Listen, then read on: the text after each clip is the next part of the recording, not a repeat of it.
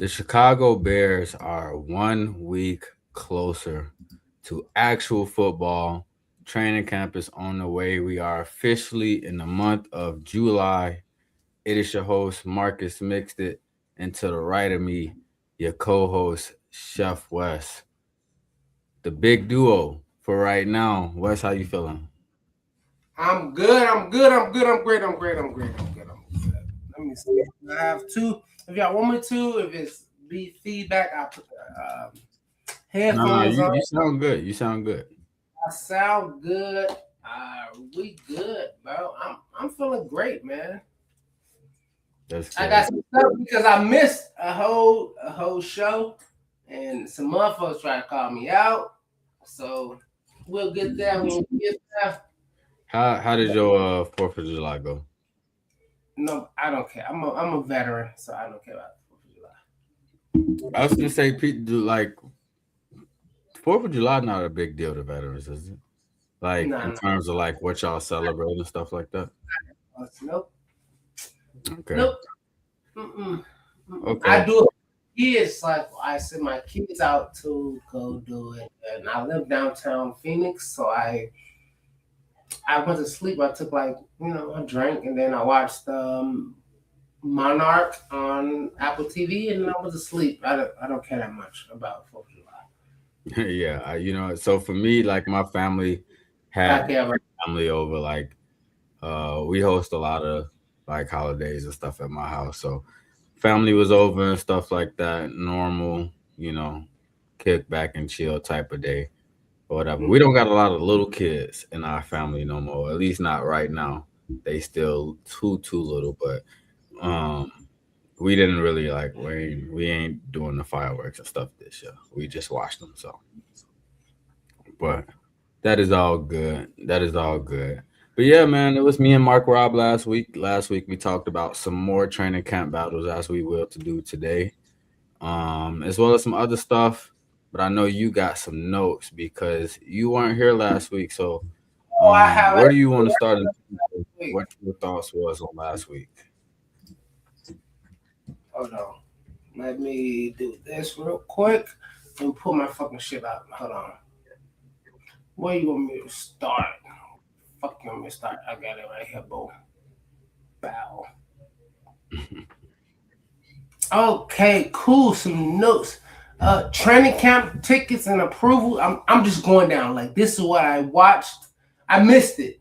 Missed it. So I missed the whole show. So when I came back in, I got in that night. I was so mad I missed the show. So I told you guys, I said I'm finna rewatch the show. So I can. This is chronologically my notes. All right, cool. Training cap and ticket approvals. Hopefully we can get some tickets and all that kind of stuff. You know what? Uh, They come out in 3 days. 3 days at 10 a.m. on the 8th. So definitely gonna be mm, in line to make sure we try to get some tickets for sure. Miller should make the 53. I'm trying to figure out what that Scotty what that. Miller. Yeah, Scotty Miller. Is that Scotty Miller? Yeah, a wide receiver, right? Yeah, he should make the 53. I put that in my notes. Montez, top 191, 90 mil. I know everybody keeps shitting on me because I'm calling it fool's gold, but it's like, it's $98 million though. Like, he probably made up for like, at best, 56 million of it. Right? So, You talking about the lifetime of his contract. yeah, his contract. So yeah, I'm not saying it's like I fucking hate Montez, but y'all pointed out that I called it fool's gold or something like that. I do, and I still do. Well, let's start there because I definitely want to tap on some of that How many sacks he got since he built the Bears? 20? stuff. 20? Yeah, I think you close. No, it's got to be like 24, 25 because 20, I think and that's last year was like what 7 or 8. This year was 10, 10 and a half, 10. and his first year was It six, was five the six first year. plus. Yeah, so you giving me basically 20, 25 in 3 years. 25 sacks in 3 years. In 3 years. Do the math on that. Hey, that's my girl. You know what? Shout out to Yeah, Brandy Banks for tapping in. She says hi, hi to you too. Reaper Alpha said YN in the house. Um, she a Texas. She a Michigan girl, but I bred her to be a Bears fan, so hey. it's, she's gonna text me when I say that, but it's cool. um. So, well, let me ask you a question about it while you just brought it up. Um, Mm-hmm. Montez Sweat, $98 million contract. I'll look up the number to confirm how many sacks he's gotten since he's been on the Bears, but if I'm correct, it's got to be like 23 to 25, somewhere around that number. Because I know his first year with us, he gave us six. That was what he also gave Washington six. Right, I think the next year, what did he give us? Um, 6, he gave us six again. I thought it was like seven. yeah, maybe 7. All right, cool. I'll So give that. Give that us 10. 13 plus 10, 23. That's 23 sacks for a $98 million contract that don't necessarily sound like, just on Uh, paper, it don't sound like it worked out in our favor, but it's a lot of stuff in that too. You know what I'm saying? so, Like, Miss, my whole thing is this is because I wish my Robin said he called me out and said I watched. Like I said, when y'all got done with the show, your mhm. bro went back and I watched the whole entire show. And I sat here and I took notes on the whole entire show. Uh, Even when y'all was trying to figure out who is this, who's I'm screaming their name like I forgot what it was. It was like this player or that player. What I used to jump in at. But my whole thing is, so I took the whole thing. My whole thing with Montez when Mark Rob said it, you didn't say it. I can't wait till he get his ass in here if he does. Um, he said Wes said that Montez is fool's gold. It is. It's fool's gold in the sense of what we thought that he would be. Do I think he is bad for his nation? Like should not be a bear ever? No, I would like for Montez Sweat to retire as a bear. I would like for that. But I want people to understand that he is who he is. Like Ron Artest for the Bulls or Luau Dang. Like they are who they are. Dennis Rodman. Um, I can go back to the Bears. You want to go to the Bears? Johnny Knox. You see what I'm saying? Cedric Benson. What's the one? What's the one that's on all the social media? Spice Adams. What is his name? Spice Adams. Great Bear player. You see what I'm saying? But your place is your place. so I'll ask you a quick question. Um, Montez Sweat. I'm looking at his contract right now. And shout out to True Pilgrim before I even get into this. Yes. Um, he No, said, "Love the Bears fitted." You know what? I need a new one, so I'm waiting to see what the hats and stuff is gonna look like this season because I'm trying to get me a new hat, a new jacket. You know, I love the big orange, but that yeah, motherfucker you big came for in me. with that. That's how you stand with um, that ball jacket. I was like that motherfucker and jacket. then what else? I'm trying. I'm gonna get a flag too. I'm gonna get a flag so I can have some bear stuff in my background. This white thing right here. I know you see it. I got my stuff blurred. Um, but this is like my divider where when I DJ. What I'm gonna try to do is like these panels they come off. I'm gonna try to see if I can get one that's the exact same size, like a Bears flag that's the same size, and replace some of the panels with like a Bears flag or something like that. TP jumped in the chat. What's good, bro? You already know we back at it. We back at it. It's almost training camp. How y'all feeling over there in New York, man, with Jackson Dart and y'all team coming back? The way is my God. Now, let me ask you this question real quick, Wes. Uh, I just looked it up. Just off the top of your head, tell me how do you feel about this? Montez Sweat, he is the 11th highest paid edge rusher in the league mhm. with with the value of his contract being at 98 million. It's only 10 people ahead of him. I'm gonna name off a few. Micah Parsons is number one, Aiden Hutchinson number two, Nick Bosa number three, Will Anderson, TJ Watt the next two, and then you got Max Crosby, Jalen Phillips, who got paid crazy this year, by the way. Um, how do you feel? How do you feel as far as him sharing I guess such a big piece of the pie in terms of the edge market? Do you feel like he like because you said he's fool's gold? What do you think about where he like how he played in comparison to some of the big names that you hear on that list? No, no, no. When I say fool's gold, I don't mean like he's not performing.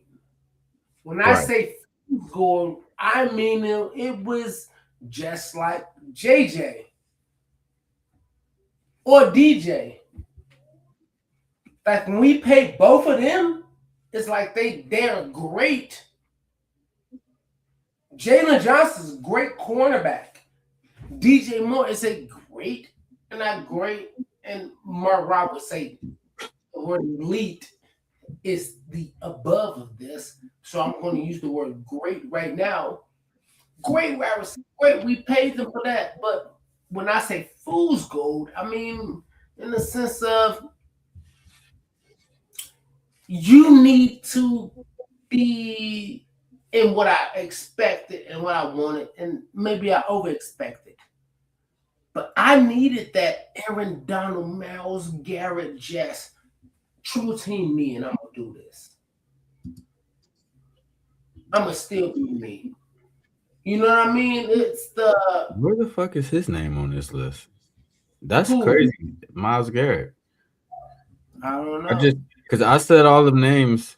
Oh well, they just got him as a defensive lineman. This is according to Spot Rack, by the way. I was looking at edge rushers and not all defensive linemen, but if you look at all defensive linemen, Montez Sweat falls a lot lower than that. Go ahead with what you were saying. No, my whole thing is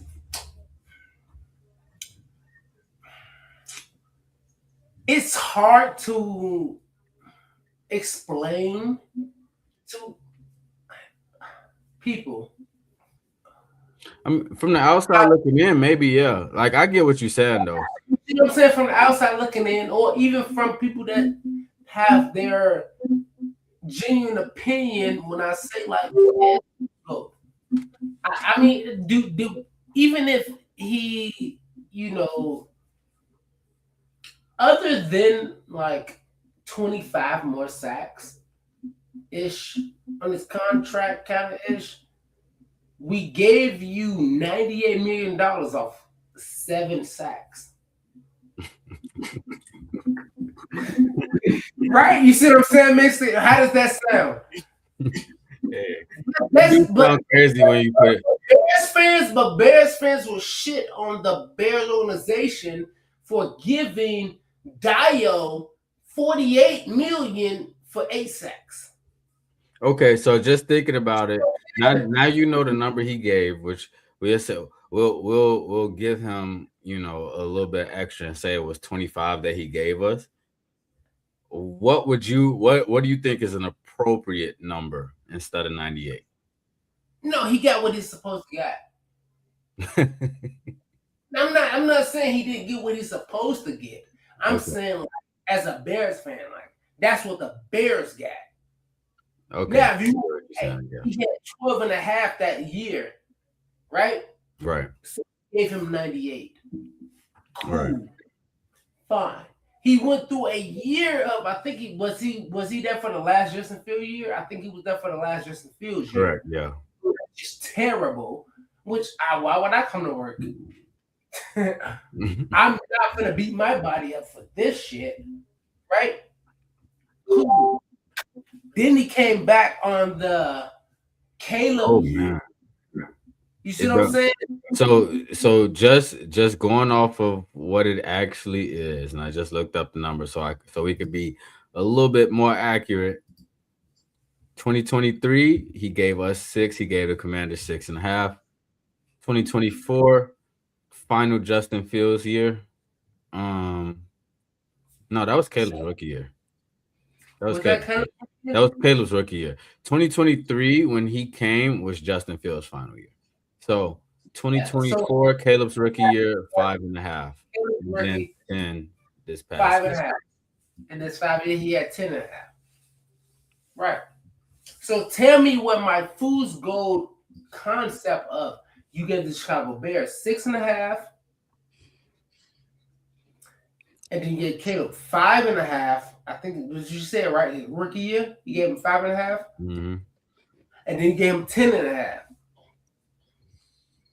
So in 3 years, you gave us 20 sacks. We Basically, should have 21. had 21. at least 26, 25. You gave us how many again? 21. 21. You only 4.5 sacks, Montez. So calling me fool's gold is unprecedented. I'm gonna jump in right now. I'm gonna jump in right now Oh my What God! is Here we before good, y'all keep Mark going Rob? any Shout further. out to Craig Carter, who just said bear down in the chat. Look, I appreciate y'all fellas getting the show going, getting it rocking. I'm a little late, but I'm here. Better late than never. I see. Look, I pulled it up once I seen y'all went live. I listening while I was trying to race and get back into my studio. I'm gonna skip the all the ceremonial introductions. Look, I just want to clear something up, Wes. I didn't call you out for what all I No. did was reference. You said 98 million worth of. Hold on. You The said 98 million worth of bullshit, not fool's gold.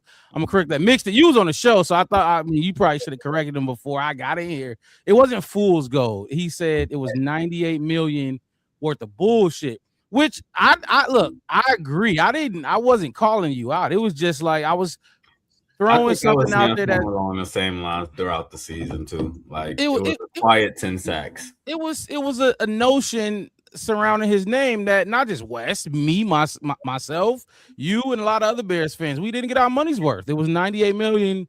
But what we was trying to do was praise, like we praised DJ when he got his contract. We was trying to praise our guys that's here. You on a 98, 91, you 91 out of 100 on the top 100 list. Praise them. That's all I was trying to do. Was not trying to call you out because if that'd be crazy because I'm definitely one of Montez I Sweat's know you was. biggest. My whole thing is I'm just going over my notes from the last show that I missed that I fucking hate that I missed Mhm. that shit. That's why I'm here right now. And Margaret Miss say I was early. Our early class today, and I got a lot of notes from the last show. We can get into those kind of things, but we can, you know what I mean? But it was I did feel I still need a little bit more from Sweat. So I And watched him get to top 100, and I'm like, but so okay, I'm we probably the and we only talked Bears about fan this who though. thought that he should not have made the top 100. But see, that's the thing. That's when we talked about this as well. Wes, do that mean we because we he's underappreciated. His peers are putting him at a level that us as fans, the people that are not on the field, like I played Right. it. I played the sound bites from Max Crosby, not just Max Crosby, Yeah. who's a Yeah. direct peer of his, being another edge rusher, but it was a lot of offensive linemen in that sound bite that spoke on Montez Sweat. So the Yeah. question was, because like I said, a lot of Bears fans criticize Montez Sweat Where and y'all his went first. performance, but if his peers are putting him up there, like, do we need to rethink our thoughts on You see what I Montez did? Sweat? Because It's look, a he hot gave us party. No. It's hang not on a one pick. second. Well, he gave us 10.5 last season. I won't go as far as to say Montez Sweat shouldn't be on the top 100. I'm not gonna go that far. Yeah, that was No. kind of crazy to hear you I'm just not say right gonna go now. that I far. ain't gonna Let me lie. get it. Let me get it. Okay, cool. Cool. Now, I feel like he don't deserve to be on the top 100 because he owes my organization a little bit more. Am I afraid that he's no. Do I don't know? I want all the Bears recognition. Y'all both know I want I know. all the recognitions. I want all the Madden covers and this, that, and third. I want it all now. Now I want it all. Come and get it. My whole thing is this is because I was talking to somebody outside of that on Twitter, and it was like, yeah, but what did he really do? And I was like, yeah, I feel you. Like he had this year. You see what I'm saying? So I can compare to other players and other kind of things, but my whole thing is, all right, enjoy that 100, but yeah, it's fool's gold because we gave you 98 million because you gave the Commanders 6.5 sacks. He gave them That's not six, how and he gave us six as well. That's same. He was the first to right. lead That's two my teams point. and he's in sacks. But the thing is, like I said, I didn't disagree with you. I don't think Mixed did either. It was just None of y'all I was trying to did. put in here they go. They coming in. You They said jumping in you here. said you Mix it, throw said those you comments said up you there. said it was the West Fool's Gold.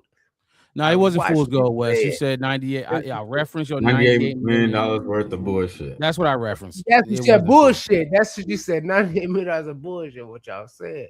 I watched the show. I did it. All right, Well, cool. whatever the F you want has a question for you, Wes. All right, What hey who do you West, what think to is say? underachieving more, Montez or your boy Rome? All right, no, look, we not doing. Look, we not we not answering that. We're not doing that Montez. right now. Yeah, Nah, come on. I already got a want note to for this see one. what he was I got a doing. note for letter. Underachieving, period. Montez. Montez has been in this league because he's been in this league for a minute. Rome, this is Rome, what, second year? Third year going into it. Third year, going into his third year. Montez has, come on, man. Like, stop. Whoever you were. Thank you for trying. I know y'all like to tick me off, but it's cool. I think I you got would a ask whole a note. question. Look, Off is look. crazy. So okay, so so y'all got y'all talked about the y'all was just doing a recap right of last week, getting West. Yeah, we No, kind no, of. we were just I saying asked him hi. how he was feeling about the Montez Sweat thing because he started with Yeah, we there. were just saying He started hi. with that. Right. So Let's okay, That's so it. let's roll it because I see the chat. Let's roll into the first segment, what the show is headline about. The Bears that are under the most pressure. I hope y'all fellas did y'all homework. Each of us, three names, three players that are under the most pressure for this upcoming season. It's a lot of guys, in my opinion. So how y'all want to do this? So do y'all want each of us to go three or because we might overlap. So we should what y'all think y'all want to go one, and then around, keep doing it like that. I feel like we should do it that way because that's I cool. mean, might if you want to go overlap. 1-1-1, I will win.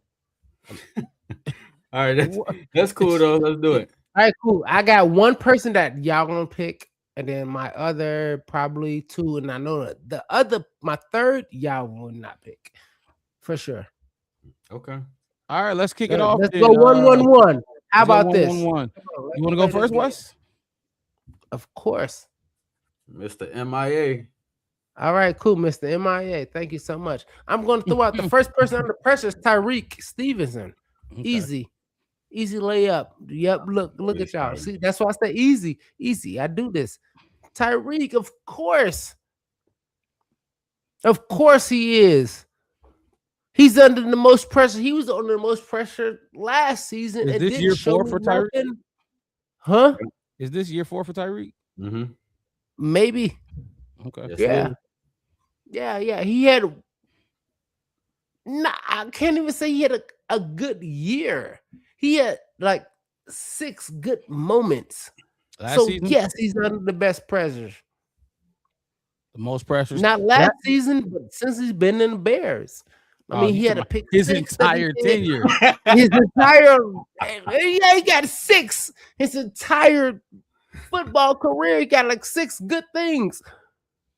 Everything else you can question. I'm not saying they're bad. I'm just saying, but you can question. So yeah, Tyreek. Y'all can have the rest. Who next? Look, so and I'll just speak on Tyreek because I had him on my list too. I got a bunch of players, more than just 3, but just in case we overlap, which I figure we would. Tyreek, look, I'll just say more on Tyreek.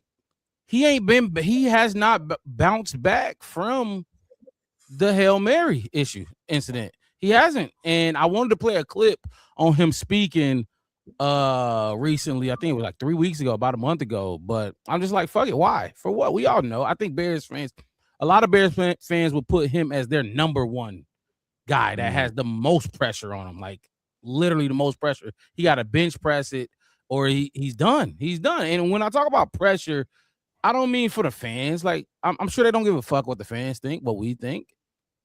You're going to be gone, Tyreek. You won't be on this team. And then you got a blemish on your resume as big as the Hail Mary in Washington. You under a lot of pressure, my boy. Not only that, but you let Nahshon Wright come in here and play almost 10 times the snaps you played last season. And we were banged up in the secondary. Like we was struggling. We had to bring CJ GJ in off the streets. And guess what? He played more than you. Tyreek Stevenson is under a lot of pressure, a shit ton of pressure. So I do agree with that one. Mixed, what you think about Tyreek? West putting him up on a chopping block. Yeah, so my thing with Tyreek, and I talked about this before when we was actually having a conversation about Jalen Johnson. The thing with DBs is you gotta have some short-term memory, and Tyreek has not had that. You know what I'm saying? Like, right. You talked about the Hail Mary situation. That happened, and we played 10 games after that. And you didn't, from a mental standpoint, playing this game, you didn't recover. You come back into the next season and you in a battle for your spot and you lose it to somebody who just got like a $6 million contract. Then it's like you just said, like he's not going to be on this team, but that's not even the biggest part of his problem. Is you're not going to be on a team and be a starter unless they have a real hole because of that blemish, because of the fact that you had X, Y, and Z plays that it just feels like when I'm watching you play, I don't see a confident DB. I don't see somebody who going out there and feel like they can shut down this side of the field. Jalen Johnson damn near tore his hamstring off the bone, and he'll still come in and talk like I'm one of the better guys. I need a full season. I need an off season to get healthy.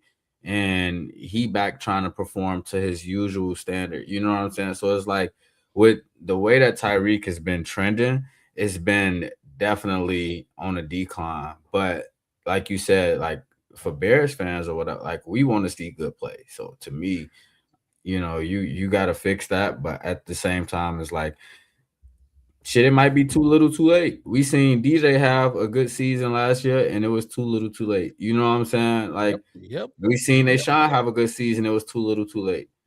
Jaquan had a fully healthy season, and it was too little too late. Too little too late. Like, I like what that. can you do now to really rebuild your stock as a player in this league? Because that's really what the focus is. And again, and I just jumped in here, but I want to shout out to everybody in the chat. True Pilgrim, J2K, Howie. Howie, you had an issue with the title of the show. What was your problem? I think he said pressure makes diamonds. What's your issue with that? Let me know. What's your problem with that? What's your beef? But yeah, look, I think that was in reference to the Montez Sweat conversation because we was just talking about his sacks. Okay, we was talking about his pressures last week too. But I think everybody, like not just us on this panel, but all Bears fans, we like Tyreek Stevenson. Correct. Like he did. Normally, if you do what you did in Washington, what he did in Washington, you are going to be hated forever. That's not the case. We love Tyreek. We all see the potential in him. He got dog, especially if y'all know me, people who watch the show. I need dogs on this team. I don't need nice guys. I don't need Cole Kmets. And that's not a shot at Cole Kmet's game. But I need dogs. Like I don't know. Well, West, Because West. you know how You much ain't I the love only Coco one. Matt. Ain't That's nobody the only thinking thing. about That's you what in I'm Coco getting at. Matt. That's the only The thing. That's point it. is, I You need gonna say dogs. Coco Matt? I'm gonna put Stop. my middle I don't finger need up. nice guys in the That's locker how room. that's fine. I Cool. need CJ Yep. GJs. Yep. Cool. You know Fine. what I mean? So You talk about mine, I'm gonna give them the finger. Cool. Keep going. Coco Matt's my boy too. You Like have it. this Yeah, I know. mind stuff. Cool. Yep. I'll go next. Since we doing it, let's do this. I'll go next. Rome Odunze. Rome Odunze is my player. First player under the most pressure this season.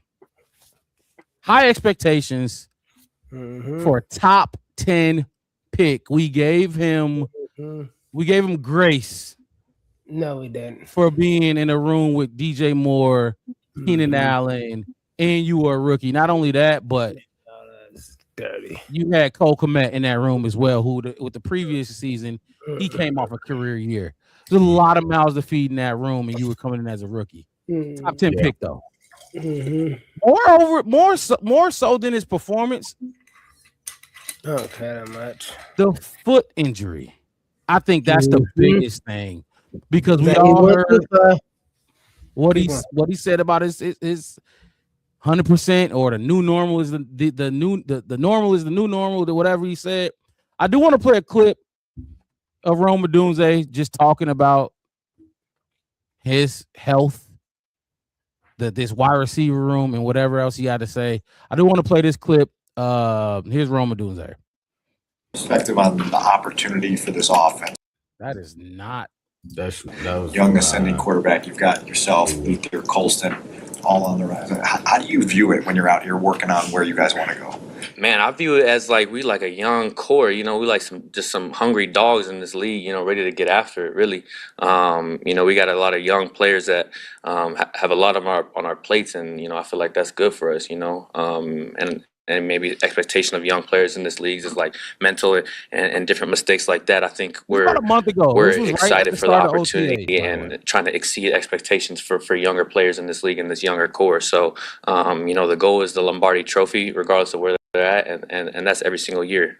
Going back to Dan's question about focus on the drop, do you think that was a component with the injury while you kind of nursing as you run through your routes, trying to figure out how to plan, how to do this? That's on your mind. You think that takes your focus away for just a second and maybe cause some of that? I think there was definitely a little bit of that.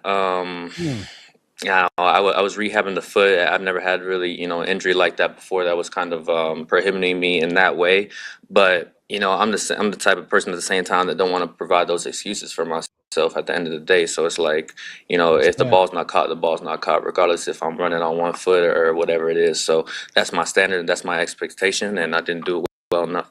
Is that fully 100%, and is it something will continually have to be monitored still? I mean, I feel like if you break a bone, you always got to, make sure you're on top of it. I continue to do rehab on it, make sure I'm keeping it strong, and that's both feet, whether it comes to, the different exercises that they give me in the rehab as well that I do off the field. But I feel like, yeah, you got to stay on top of it, regardless of if it's 100 or not. I feel like it's hard to say it's like 100. I feel like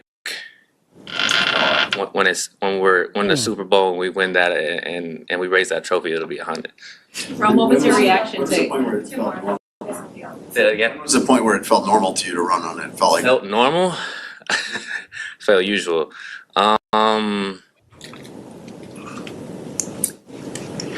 This is my new normal. And it's not from a standpoint that I'm like always in pain, but the way my foot broke, there's a calluses in there that like creates, a different type of foot structure with those bones and different things. It kind of, shifts things around. So my new normal was kind of what I, am growing into. And I don't think that's anything that's going to prohibit me or keep me from making plays. But I feel like with the break, it's just like, when you tear your AC, it's never really back to normal. Shout out to Keenan with his, his little, what I'm saying? It's a little different, but we go on. Did you ever need surgery?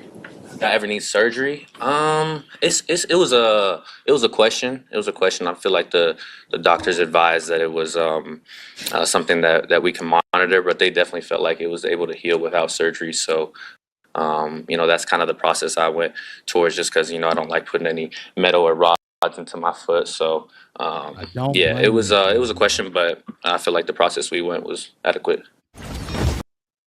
So look, it was a lot in there, and it was straight to the point. He wasn't beating around. I made sure I got the important parts I wanted to talk about.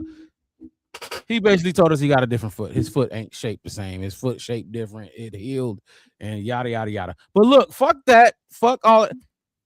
So you got the foot injury. A lot of people wondering if you can come back and perform after that foot injury. You have let's just say it, the underperforming for a top 10 pick. And then I think this the biggest one, because without this one, none of this shit matters. No, I got two more actually. You got you're going into year, what is this, 3? Mm-hmm.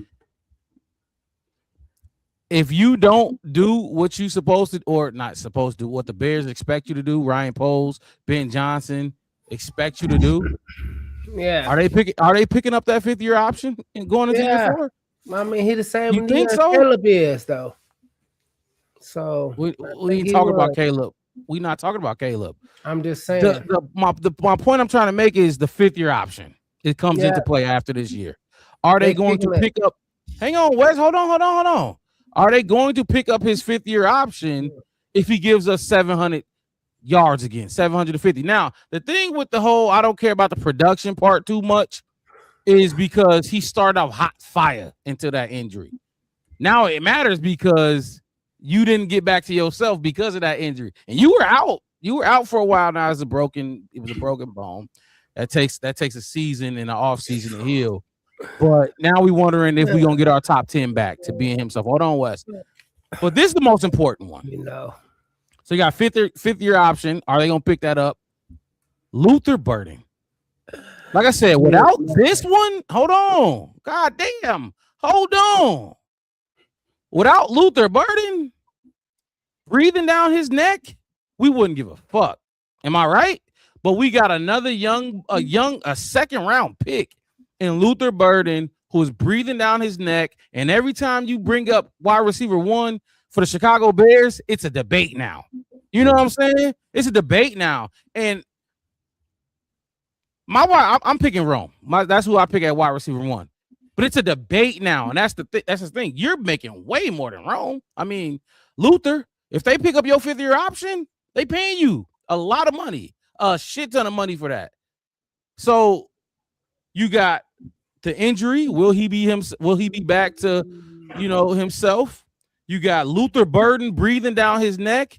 Then you got a 5th year option waiting after this season if you don't perform in the way that Ben Johnson would like you to perform. So that's why Rome Odunze is my first one for Bears players under the most pressure. All right, cool. Thoughts on Rome, fellas? You want to take Howie comment before you start real quick, Wes? Mm-hmm. Oh, what is he Rome talking a about? good teammate and has leadership qualities, but the league and team play calling are gonna squeeze him/his opportunity for both stats? No, absolutely not. It's a difference because what people think wide receiver 1 means like Terrell. It is like Jerry Rice. It's like Moss. It's wide receiver number 1 is these. That's what they're saying. But I can tell you this much. I watched Tom Brady, who's the best quarterback, whoever quarterbacked, right? His best wide receivers is Danny Amendola, Wes Welker. Those guys, those 7 to 27 yard catchers every single time, receivers. That's what Rome Odunze does. And now don't get me wrong, I do want that over the top guy from him. But please stop acting like that LB3 is number 1. He's not. But see, that's my thing. And because why is Luther like? There you go. Thank you. I talked about the 5th year option. 22.7 million. You think I brought up 5th year option for just to bring it up? Fuck no. After this season, it's gonna be if he does not perform, I promise you, regardless what I say or not, this is going to be a huge decision. But if he do he get 22.7? They If won't. he does, They'll decline the 5th year option. If he catches for 1,200 yards this season, does he deserve 22.7? If he catches 1,200 yards, yes. Sure, why not? I mean, if Okay, Ryan Poles then like fine, him, cool, got to get. All right, but didn't didn't that like, much. what So- was the point? Right. Well, so here's my thing about your take, Wes. You spoke about Tom Brady having guys like Danny Amendola, Wes Welker, as being those guys, some of those guys that we accustomed to talking about when we talk about the Tom No, Brady. we're not Bill accustomed to Belichick talking Patriots. about that. Tom Brady made us accustomed to talking about those. We're talking about Jerry how we Rice. got there. How we got there doesn't Mhm. matter because we're Fine, not cool. talking about Right, Caleb right, Williams. cool, But yeah. what I'm saying, Yeah. the problem that I have with that take is Is what? those two guys that you just named. It's both three them, of not them. one. It's Hold on, three hold on, of Wes, them. hold You on. forgot Let Wes Let Welker, me too. tell you though. Let him get it Those off. two guys, not Cool. just one of them, both of them were UDFAs. And Rome is a top 10 pick. So when you look at Rome, as much as I like Wes Welker, as much as I like Danny Amendola, Oh my for a boy. top 10 pick, I need more than Wes Welker and Danny Amendola.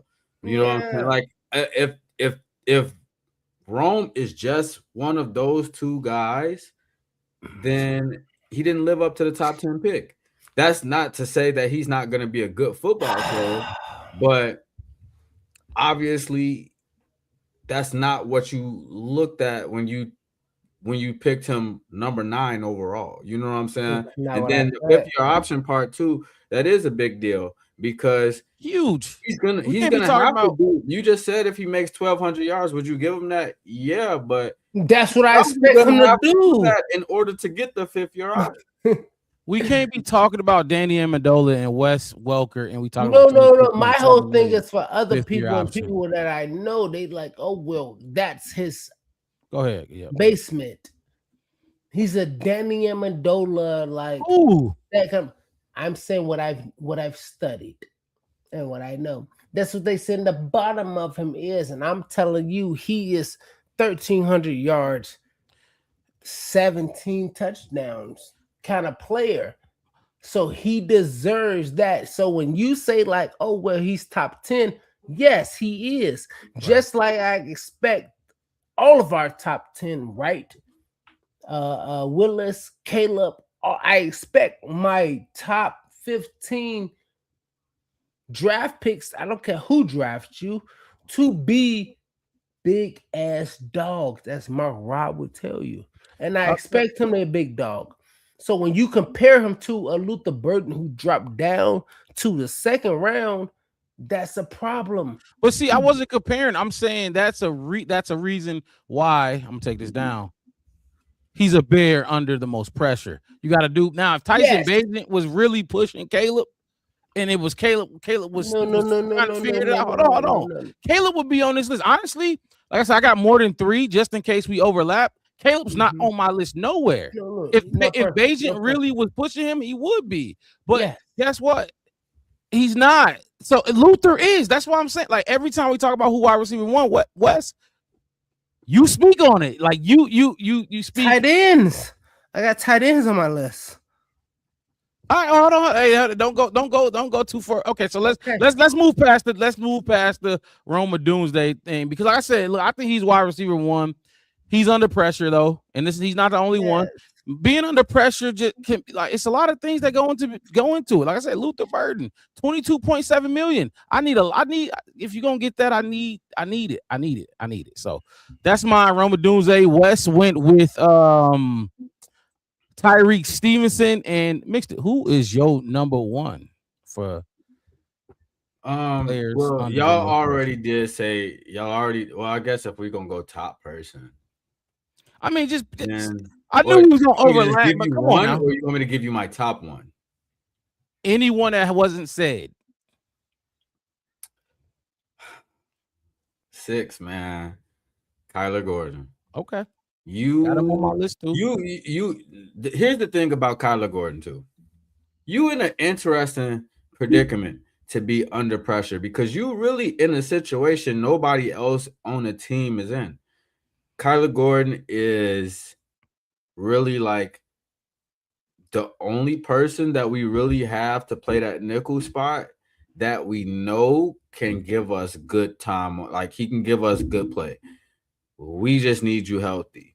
And they don't have a whole lot of quote unquote, they don't got a lot of backup for you. So when you look at it, it's like they kind of need you to essentially be in that Jaquan Brisker spot from last year. We need you to give us 17 games. We need you to give us a healthy season. Now, do I feel like he's going to do that?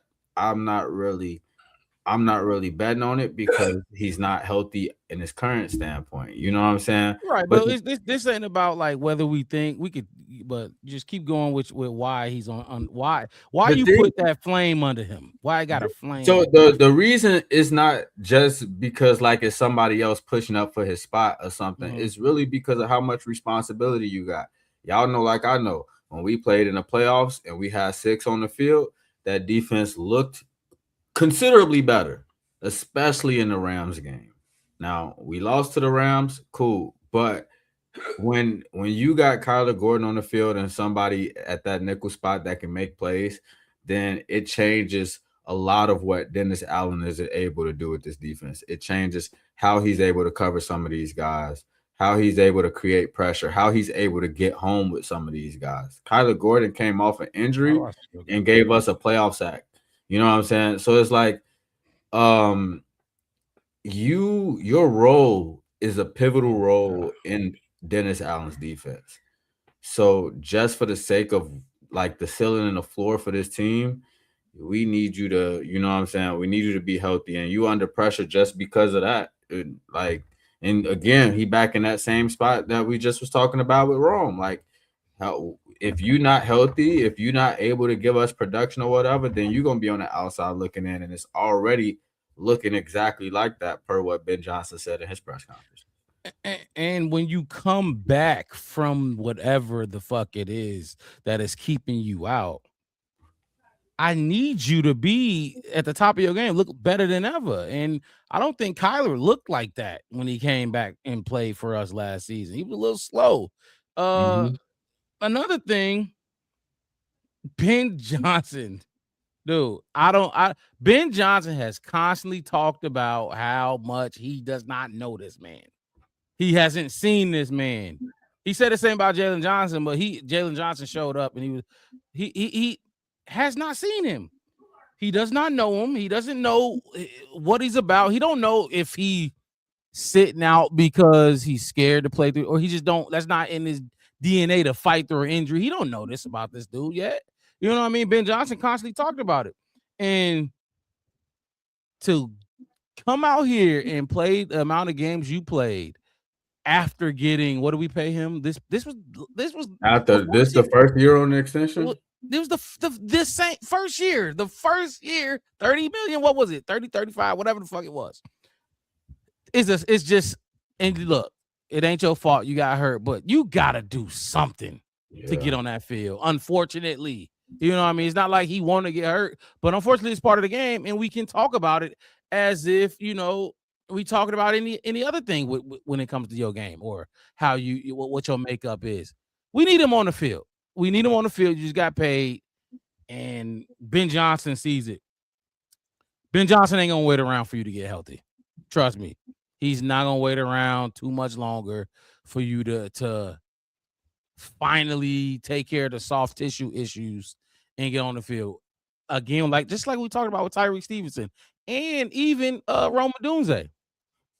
We love these players. These are these are our guys. These are homegrown talents that just got some pressure under them.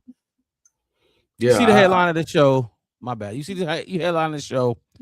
Pressure makes diamonds. Guess what? it also bursts pipes. So Facts. which direction you gonna go in? So go ahead, mix it. Yeah, I just think as far as he goes, that's like my biggest concern for the defense. Like when we look at what the defense was last year, I just felt like when when we were confident with what we was getting out of our nickel play, we looked different. Even when CJ came in and he was making plays to start, like we talked about it last year. Like he came in hot, he was making plays, he was getting stops, and after teams got about 3 or 4 games of tape on him, a lot of that noise cooled down.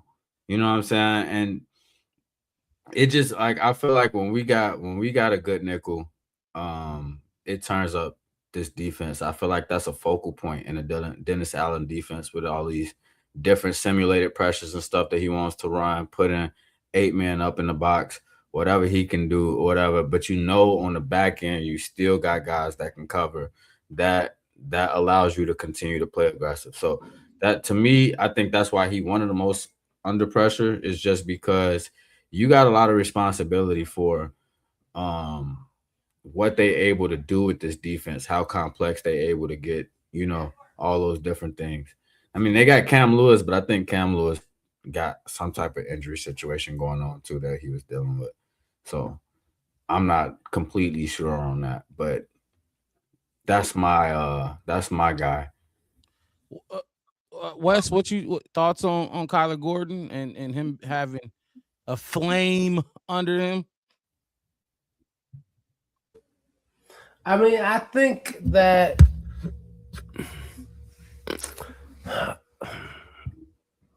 I get it. I don't approve of it. Simply in the sense of like, hey, if he's 100% healthy, are we talking about him? I'm more attached to, can you do your job? He And I got to be know on the field though, right? Yeah, yes, right. Yeah, that's what I'm saying. So, yes, I agree with the sentiment of he got a hot seat on it. Okay. But I'm more of the sense of when I think of my Bears team, I'm thinking of them at 100% of everybody doing 100% of their job. So I think he is 100% good at his job. So when I said with Tyreek, I'm like, look, I can see 100% of what you are is not good, comparatively speaking. So I want to take Spider, as you know, as Bears fan, versus Tyreek at 100%. From what I've seen and what I know, Spider is like here. Tyreek is. You see what I'm saying? Or do you understand what I'm trying to say? Like, I think they're both good. I think you got to be healthy. You've got to be. Yeah. I think they're both good on their own goodness, but I think that they're under pressure. Kyler is way better at what he does for our team than Tyreek is. But they're under pressure for different reasons. We talking about for Kyler. We talking about being able. I'm not about to keep paying you and you're not on the field. I'm not going to keep saying, yes. I did draft him. He was really good coming out of wherever the fuck he came out of, and then he never shows you it. You gonna keep paying him because you if it's Myles Garrett. If I'm paying you $112 million, Myles Garrett's playing. I know. My whole thing is this. I'm saying this, but if he's not, his talent versus if he's on the field, like you can pay him this much money, but Myles Garrett ain't getting paid either if he can't get on the field. Right. That's what I'm saying. So Kyler took the least amount of snaps, obviously, out of all of those people that we talked about thus far. Right. But to Mark Rob's point, like you got to be available. He only took 117 snaps. Oh my god. That's what's gonna make it hard. So like that's the reason why like he's under pressure. It hasn't like I think Mm-hmm. from an ability standpoint, I think we all feel like Kyler Gordon is a good player, but when your coach don't even know that to see it with his own eyes, if he hasn't seen enough of you, then you no matter whether or not if you the best player, you're gonna be under pressure. Yes, I agree that he is possibly under pressure for sure. I'm not taking that away from anybody or anything. I You am saying you don't feel more like he of should be under pressure. no. I am saying that what he can give us is enormous. That's all I'm saying. I mean, yeah, I feel like as Bears fans, we know that, but it's naive to say what he can do when he hasn't because he hasn't been able to. So like Yes. you still gotta have a plan to build the team, regardless of whether or not if you got the best players in the league, you still gotta have a plan for 4 years from now, 5 years from now, 6 years from now, etc.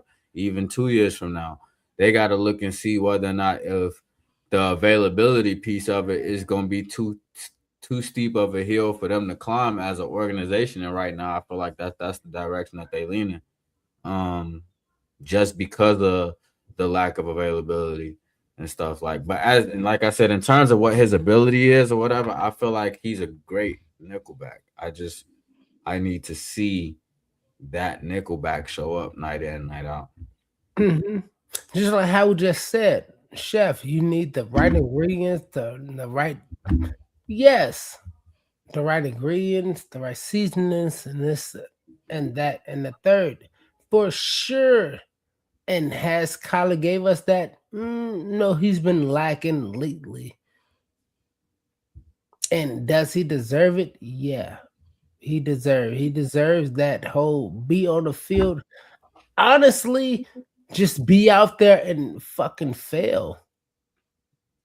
I would prefer you to be out there and fail,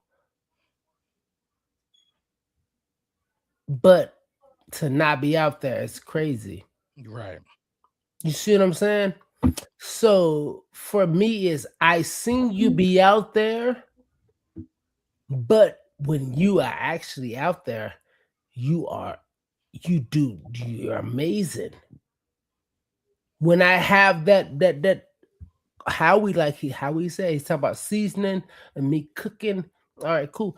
Having that good piece of meat or that right seasoning when I'm cooking, yes, I have to have that. If you give me fucking spoiled meat or no seasonings or whatever, then it fails. So yes, I am with y'all when I say that. Yeah, Kyler, yeah, Spider-Man, he is. He got to get. We got to see him. We got to see him play. We got to Gotta see see him him play. play. You gotta keep playing, baby. Now I got Hold on. What's up? I was gonna say I got uh Shut up. a duo that's on this list. Okay. Howie kind of digged into it a little bit, but my duo is gonna be two DTs, Shamar is- Turner. I was hoping you And would go there. That's unfair. A well, rookie that got so I'm not saying so. Listen, like him and you yeah. just threw me off. Yeah, no, the other one. 99, Yeah, Javon Dexter. yeah. I was shocked that That was my duo. hold on, Yeah, did we only go one round? yeah. Okay. I'm about to say So Javon was gonna be my next one, so go ahead. yeah, so again, the reason why I brought up Kyler first is like I said, like I feel like he's under pressure because of how important his role is to this defense. Yep. But so are these two guys because you don't have like these two rooms, at least in my opinion, have some of the worst depth behind them. We don't have really no depth that we've seen with our own two eyes at nickel because it's Cam Lewis and Malik Muhammad behind Kyler Gordon. Don't know what they look like. And then And you you got heard how Javon Malik Dexter. Muhammad, he don't want to play. He don't want to play there. Malik Muhammad, you can hear it. 100%. Yeah. He doing his rookie duties right now, but he want to be outside. Exactly. Oh man, hold on. My camera. Can you still hear me? I can hear you. Yeah, I got you. Okay. Yeah, I got to see what's going on my camera right quick. But I just unplugged it. That's what happened. I could take it. Okay. I could take it if you need to. No, yeah, I'm good. I'm good. I just was gonna say that y'all like at the defensive tackle spot. We said it before. You got to be able to stop the run. If you cannot stop the run, you're gonna have some real issues. And those two dudes, Shamar, like you said, you can't really put him on the block by himself because he didn't really play. But the Javon Dexter thing, you and me and Wes, we talked about this extensively. And one of the most important things that you said when it comes to this topic is you don't have no young developmental talent on this team. And he is part of that issue. He is part of that issue. He's been a part of that issue. Javon Dexter, he needs to step up in one of the biggest ways because Right. we need you. Not only do we need you, but you ain't this gonna be a contract year for him?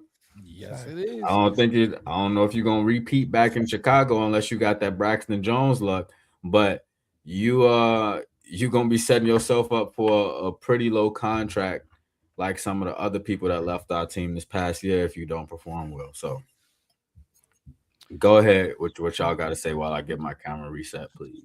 Javon Dexter is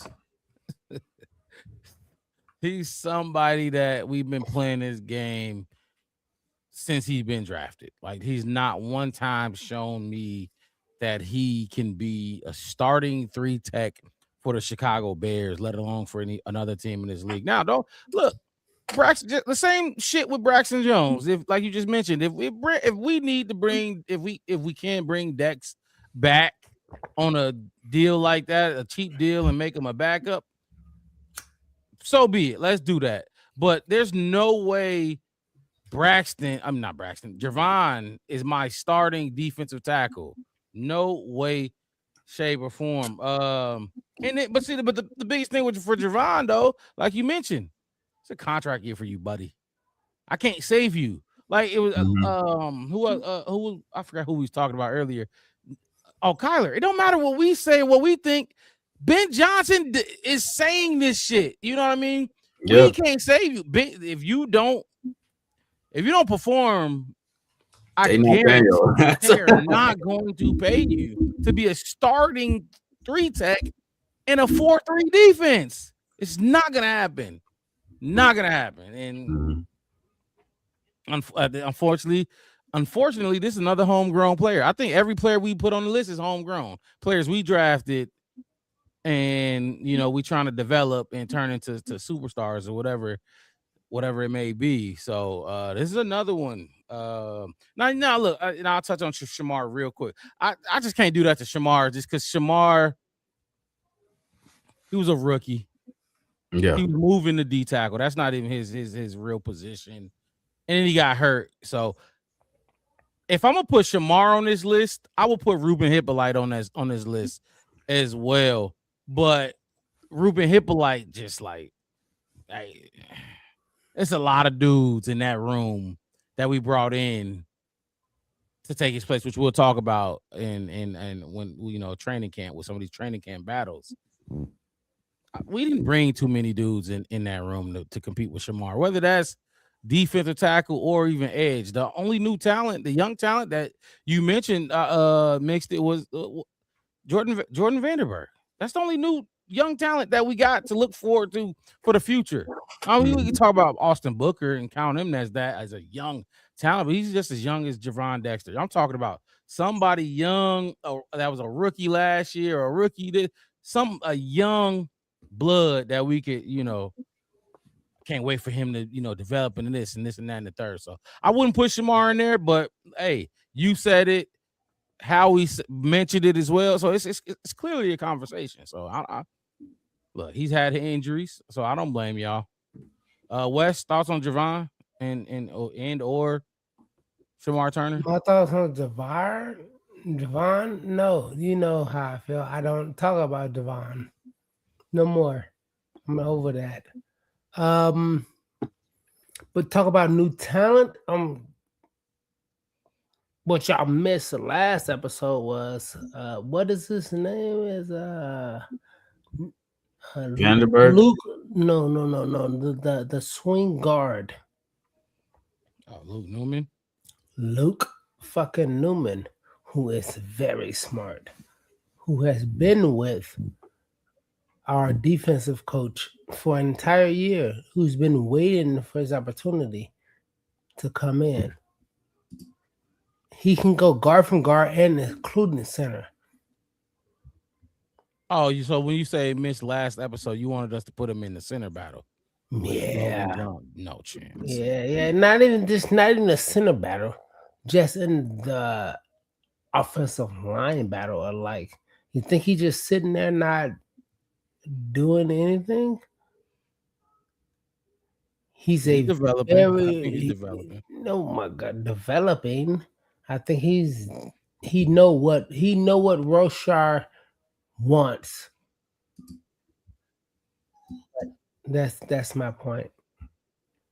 Luke Newman. Yeah, okay. All right. Well, look, I got another one. So put another one up there. I'm gonna say Roshan Johnson. This is another one. Oh my God, he's mine. He's on my list. He's on my list. And special teamer. The thing with him, he on my list. It was just a 4th round pick, but the Bears hyped him up and talked him up like he was just gonna beat his world. And I see talent in Roshan Johnson. There's another dude that wasn't able to stay healthy. He wasn't healthy enough, and now you got Kyle Monangai. Why do I need you? Kyle Monangai do everything I wanted you to do. I wanted you to be a power back with some, some burst. Because I think he had like 6 touchdowns the year before this one, the one with Matt Eberflus last year. But 7 touchdowns, 37 yards. Exactly. He's been hurt. He was a goal line back, but he can't even get special teams right for us. I've seen him on special teams, and I just didn't like it. He's got some penalties, and he's a struggling player. Again, unfortunately, it's a homegrown guy that we drafted, and that's all we've been talking about is homegrown dudes. So, Roshan Johnson is another one on my list. Not too much to be said about him, but I mean, thoughts on Roshan Johnson, or throw another player out there, or we can move on to another segment. Actually, I got something about Roshan Johnson. Your ass is taking a spot up on my 53, and I need you to move around because you wasted space. You got 2 carries last year. I think Britton Brown had more carries than you, and he was a P squad player. You taking up space. You taking up space, and listen. The Rojo experiment was very disappointing, to say the least. That's all I'm gonna say about it. When it comes to Roshan Johnson, it's very disappointing. It sucks because the Bears have had some decent running backs in the past. So Roshan Johnson kind of giving us what he gave. It just, I don't know. It's a great example of what the Flus era was like. Because J2K, I'm trying to find it. Oh, here you go, right here. J2K said this earlier in the chat. Feels like the Flus era picks, Gordon, Brisker, Stevenson, Dexter, Pickens, never lived up to their draft selection. Gordon is good but can't stay healthy. The rest all stopped ascending. And that's kind of what the Rojo situation was in a nutshell. It kind of just came to a screeching halt. And now you on the outside looking in of the current regime. But I don't know. Are we going to say this is a special teams kind of situation for him to still be part of the roster? Well, let's double up on the J2K real quick, because this is interesting. I don't see it this way. He said you all don't think Thieneman is under pressure. He has to start. And that, in my opinion, is a lot for a rookie day one. Why is that a lot for a rookie day one? Not in the first round. It shouldn't be. They're going to be tossing that shit right to him. They're going to be tossing that shit right his direction. They're going to test him. J2K, the only reason I can agree, I would agree if in saying he's under pressure is if, which I guess I should agree because I agree with you when you said this. We reached on him. He probably shouldn't have been a first round pick in the first place because a true first round pick, hell yeah, you're a plug and play. Not just first round, first 2 rounds. At the very least, you should be plug and play. You don't like, especially when going to a team like the Chicago Bears where we have no safeties on the roster. You got to be plug and play. So I understand where what you're saying when you say he's under pressure because he's starting as a rookie, but then I don't because why the fuck not?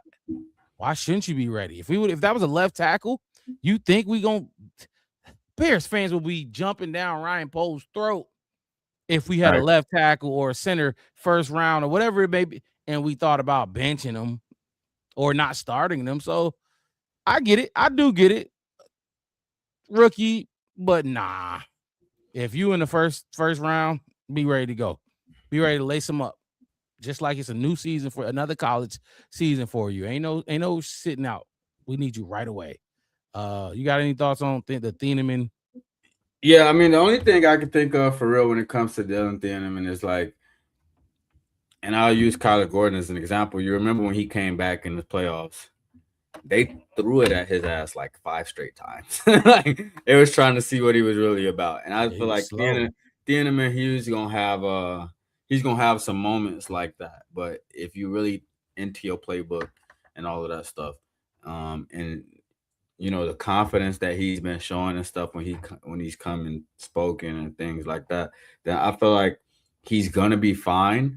I don't feel like he's not gonna have a big responsibility, but I don't think that that's something that he's not gonna be willing, like that he's gonna be able to combat against, especially when you got a running mate in Kobe Bryant who been around the block to say the least.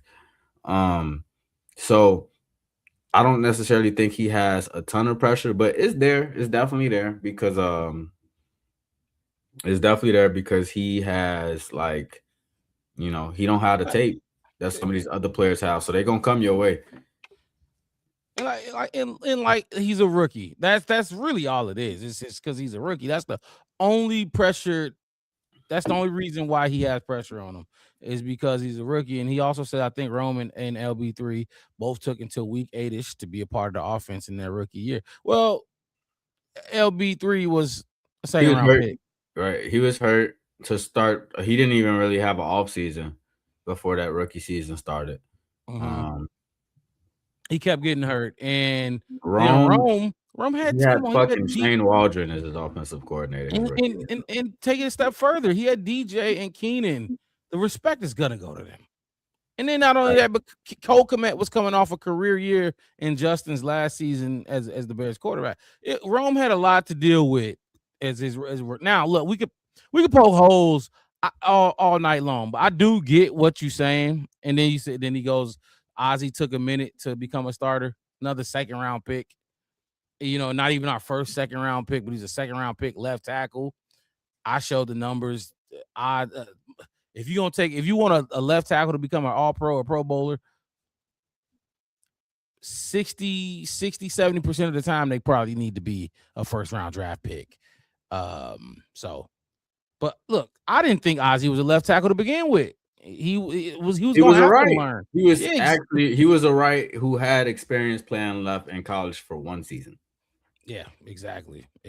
So he's gonna take some time for him to not only learn because he played both, but obviously he played way more. He was more comfortable at right. He came out and said he's more comfortable at right, but exactly but he'll do what he needs to do to get on the football field. Now, imagine if that's your thought process coming in, and now you got to go against the 8 or 9 top edge rushers that we faced. We talked about it. We had a lot of edge rushers that we had to face this season. Top 10 edge rushers that we had to face this season. Right. If you're a new left tackle, like that ain't even really what you'd like to do, but you'll do it. You can do it. You're serviceable. It's gonna take you some time. And I still think he's not a world beater. He got some work to do. So I like that though.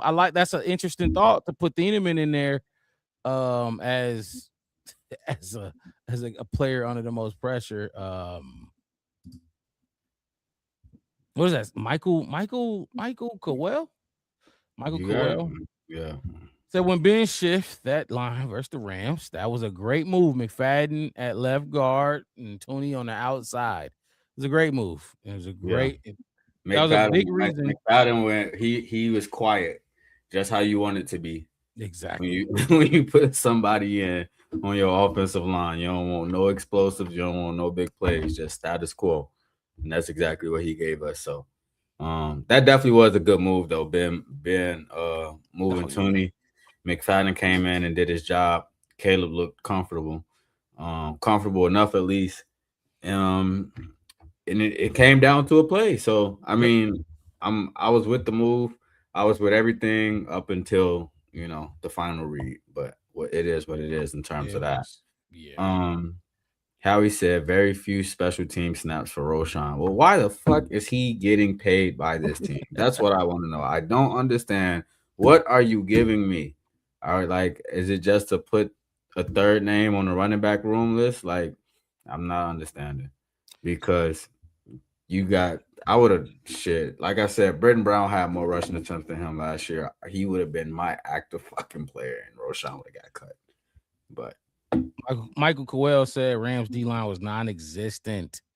I'm guessing that's what that means. Non-existent. yeah, I disagree. I thought that D line showed up. I thought that was one of Drew Dalman's worst games. I thought they did what they supposed to do. I think we missed like 5 or 6 third and ones and fourth and ones combined that game. We couldn't get short yardage.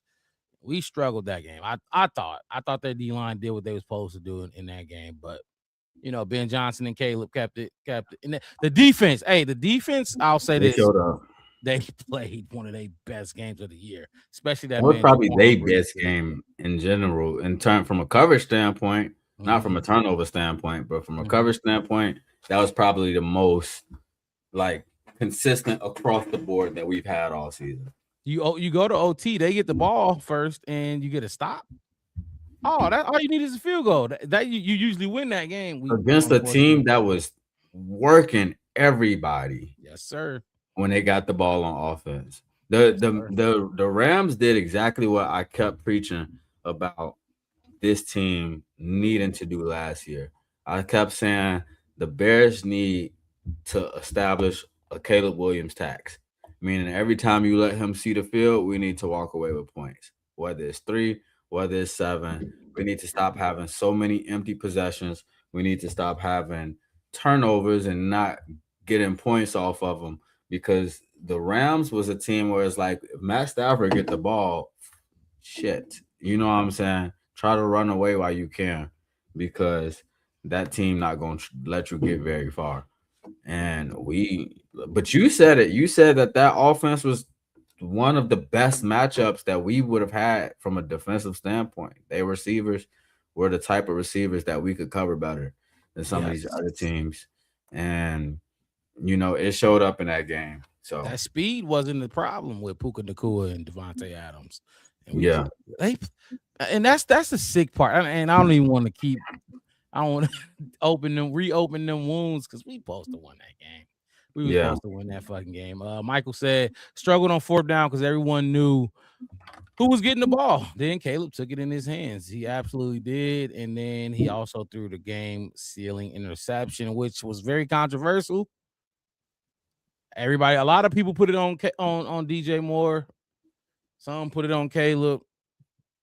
Some put it on Ben Johnson, because they talked about how that play was rarely repped. That was like a new concept that they was running. Look, it was on all of them, but in my opinion, Caleb threw the interception. We didn't need it. We didn't need it there. So, yeah. All right, let's. What's up? Well, so I got some while we on the Caleb Williams conversation. Yes, sir. I want to pull it up real quick. Hold on. Oh, you know what? I didn't mean to do that. Okay. Was that not the right one? Oh, it's tweaking because that was mine. That was my. Yeah, I had them up at the same time. So this is Let what. me take Okay, this I off. got you. All right. So what I'm about to play is just gonna be an audio clip. I just want you to hear the audio, and we gonna react to what the audio is. It's a take about Caleb Williams though that I want to talk about. So I'll let you hear it real quick, and I want to hear your thoughts on it. Give me a thumbs up to let me know that you can hear it once I start playing it though. All right.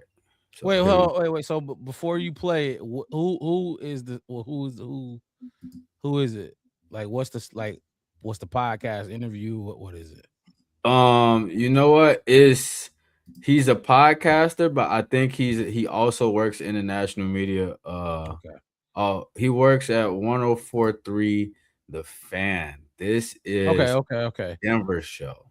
We might be good. We'll see. So I'll play it real quick, and I just want to get your thoughts. Yep. So at this particular point in time, Caleb Williams isn't a good quarterback. Oh, it's just audio. Taking that class, you put Jaden Daniels ahead of him. You put Drake May ahead of him. I put Bo Nix ahead of him. You know, this generational talent who's Oh, supposed this to is be a Buddy. great I heard quarterback. this. He's not a great quarterback. Keep He's playing a it. great playmaker. And when it comes to off-schedule football, the guy is probably about as good as it gets. He is Kyler Murray with more height. There it is. Michael Cowell got it. Keep it playing. You stopped Mark Schlereth. Yep, that was the end of the clip. Okay. He said Caleb Williams is not a good quarterback. He's a good playmaker, but he's not a good quarterback. And he would put guys like Drake May, Bo Nix, and Jaden Daniels above him. And he is basically a glorified Kyler Murray. Wow. So when you make strong comments like that, it's not just like, you trading water and you trying to, put out some fluff. Those are strong comments about Caleb Williams, who did what he did. Kyler Murray, really? Like Kyler, I don't think Kyler Murray is as bad as people make him seem. I really don't. But Caleb Williams ain't even in that realm. Like, you could see it. Like, you see how he downplayed playmaking. And I'm gonna just say this right now: some white dudes, they downplay playmaking. White dudes like what Tom Brady do. They like what Peyton Manning do. They don't like what Michael Vick does. They don't like what Caleb Williams does. They're forced to like what Patrick Mahomes has done, because how many Super Bowls does he got? You have no choice but to. You look like an idiot. But to tell me to downplay what Caleb Williams does, quote unquote, best, it just lets me know exactly what his dude's at, exactly what he thinks about Caleb Williams. It probably got a little bit to do with the nails. It might not even be because the black and white thing. The nails probably rub him the wrong way too, because you can't watch what Caleb does and tell me. Now, his rookie year, yeah, he was making plays. He was trying to make plays. He was holding that ball a lot. He was holding the ball a long time. But this season, he may have held the ball, but he wasn't getting sacked. He didn't get sacked. He made plays, and he did what he had to do. Does Caleb have growth? Does he have room to grow when it comes to, and I don't like to say it like this, like on time, playing on schedule, playing on time? I think that's bullshit. That's just a cop-out. People try to say that just to make it like, you don't know what Ben Johnson called. You know what I'm saying? You don't know who the first read is on a certain play. To tell me he's not playing on time is ridiculous. We've seen him hit Colston Loveland on a 3rd and 4 or 4th and 4. Colston Loveland is the fourth and short, 3rd and short merchant. He's a 3rd and short merchant. Mm-hmm. That's what he does. That's where he make a lot of his money at. So look, I've seen this dude. I forgot his name, but I've seen him, and no take I've ever seen from him was this bad. It's horrible. It's an absolute horrible take. Does Caleb have some things that he needs to get better at? Yeah. And you'll see it this year. But to downplay his playmaking, like he was like, yeah, if you talk, what'd he say? if you talk about playmaking, he's the best in the league. Okay, so playmaking, he's number one, meaning everything else you think a quarterback should do, he thinks a quarterback should do, is way over playmaking. Playmaking don't mean shit to him if he's number one in playmaking, and he still got Jaden Daniels, Drake May, Bo Nix, Tyler Shuck, everybody in front of him, basically. I know I'm a little tongue in cheek, but still. Basically, he don't give a fuck about playmaking. That's what I heard. Yeah, you know what? Honestly, this is the reason why I like keeping receipts. Yep. Because we're gonna look down the line at some point during this season, and he's gonna be one of the sources that's coming out praising Caleb. But to say so, you know what? Compare him to the other people in his draft class. I'm not even really mad at that because you're gonna get that. You're gonna get that forever. You definitely gonna get it with JD5 because they was drafted top 2, right? And coming off the season he just had, and you still like, come on. That don't even make sense to me. He didn't even make 1,500 yards, and he was hurt all the time, which is kind of what Commanders fans was worried about when they got him, because every time he took a hit, they didn't know if he was going to get back up because he's that small. No disrespect to him, though. He can sling the rock. Bo Nix, I'm not going to sit here and be a hater of none of these other teams. But Bo Nix, he's all right, but I'm not putting him over Caleb. I don't know about you. He's in a good system though, and he's in a system that works for him. I think it's the same thing with Drake May. Now Drake May did something this past year that's really hard to do, which is throw above 70%. But Drake, I don't know about you, Mark Rob, but I have a feeling in my gut that my quarterback wouldn't have fell apart like that in the Super Bowl. But that's neither here nor there because we wasn't in the dance. The Kyler Murray thing though, this is where I start saying, all right, I'm gonna start turning my nose up at this a little bit because this part of the comparison don't make sense. Kyler Murray been in the league since 19. He has never, ever thrown a 4,000-yard season. Caleb Williams is 48 yards shy of that, and he's going into year 3. Kyler Murray, the season that he took the most sacks in was his rookie year. He was at 48. He had, 3,700 yards? So that's pretty close to what Caleb, you know what I'm saying? He had more yards than Caleb, less sacks than Caleb. Caleb took 20 more sacks than that, and he fell short of him by 200 yards. That's very hard to do. And not only that, Kyler Murray don't really got the cleanest bill of health. I think he only played 3 full seasons in his career. Kyler missed. He tore his ACL, didn't he? Yeah. I thought so. He only played 3. His first year, his second year, and like his 4th year are the only seasons he's played a full season. Caleb Williams got to be pushing up on 100 sacks now. He ain't missed a single snap. So when you trying to bring the ceiling down for Caleb to where Kyler Murray is, and no disrespect to Kyler Murray, but Caleb is he's a more talented quarterback than you. He's just year 3. But so to say that he's a hyped up Kyler Murray, that shit is crazy. It's very disgusting, very disrespectful. And even if you don't like Caleb, what he's done, like it just okay. It's undeniable. It's undeniable. You got you got to keep finding ways to hate it. You searching for ways to hate it. But some of the Michael things. Said, go ahead. Nah, Michael said, I'm out, fellas. Bear down from the north side. Appreciate you jumping in the chat. Hit the like button on your way out, man, and subscribe to the channel if you have not. Anybody that's watching right now, tuning into the Black Bear Podcast, hit that like button and subscribe if you are not currently a subscriber. We on the road to 900. Trying to get to that 1K, but we keep the goal short. We're gonna start with 900. So go ahead and give us a subscribe on your way out, my boy. Appreciate you talking ball with us tonight. That I heard that mix it. I saw that clip and I was disgusted when I seen it on Twitter. I think I I retweeted it on Twitter, and I was getting into some not really back and forth, but it was a lot of Bears fans basically. You said you retweeted it? Yeah, I retweeted it. But Caleb retweeted it too. That's crazy. Like, come on, man. And it was the tone, and what he was saying, the shit that he was saying was just like he was so sure of himself, and I'm just like, yeah. I don't even are you watching clips or are you watching games? Because the stories that y'all telling about what Caleb's done or what he hasn't done is getting old.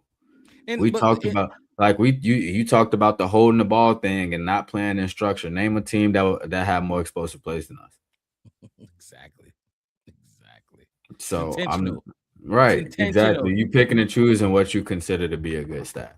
Exactly. That's all. But and that's my thing with the media.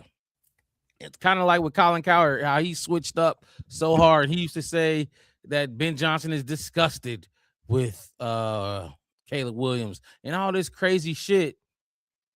And then they flip because they don't care about being wrong. You know what I mean? They have they have no pride in what they do. They just get out there and say shit for clicks and sound bites. And he got one. He got one now, not just out of us. A lot of people have been talking about this sound bite. Mm-hmm. They don't. I look. I hate people that say shit and don't give a fuck about being wrong. I like being right. I take pride in being right. Yeah, I'm not always right, but when you don't care about being right, especially when you in the job, you got the job in the field that he's in. Oh yeah. Oh, it's gonna be exactly what you played. A lot of shit like that. A lot of shit like that coming out of his mouth. I think Colin Cowherd. Remember when he said the whole Ben Simmons thing? Like, we got Ben Simmons. You can take it. Like, what the fuck? This shit is crazy, man. This is disgusting. It's disgusting, and I hate it. But he did try to backtrack it when because immediately after that, the next day they had him on 104.3 to score, and he tried to walk it back a little bit, but they grilled him. They told this him, dude? Yeah. Mm-hmm. I'll send it to you when we get off. I didn't see the aftermath.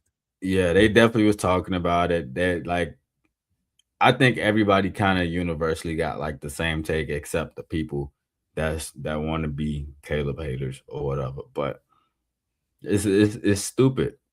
It's stupid to even think that, like, how you cannot be a bad quarterback in this league and throw 3,900 yards. You can't do it. And he threw 3,500 getting sacked 68 times, like you mentioned before. You cannot be a bad quarterback in this league and drop the amount of sacks that you had by 40 plus the next season. You can't do it. You cannot be a bad quarterback in this league and get sacked 100 total times across the 2 years that you've been playing and don't miss a snap. You cannot do it. You cannot be a bad quarterback in this league and find a way to win 7+ games in the fourth quarter when they tell you that you're not going to be able to find a way to pull it out. Like, all of these things are coming from somebody that was rightfully chosen number 1 overall in his draft class.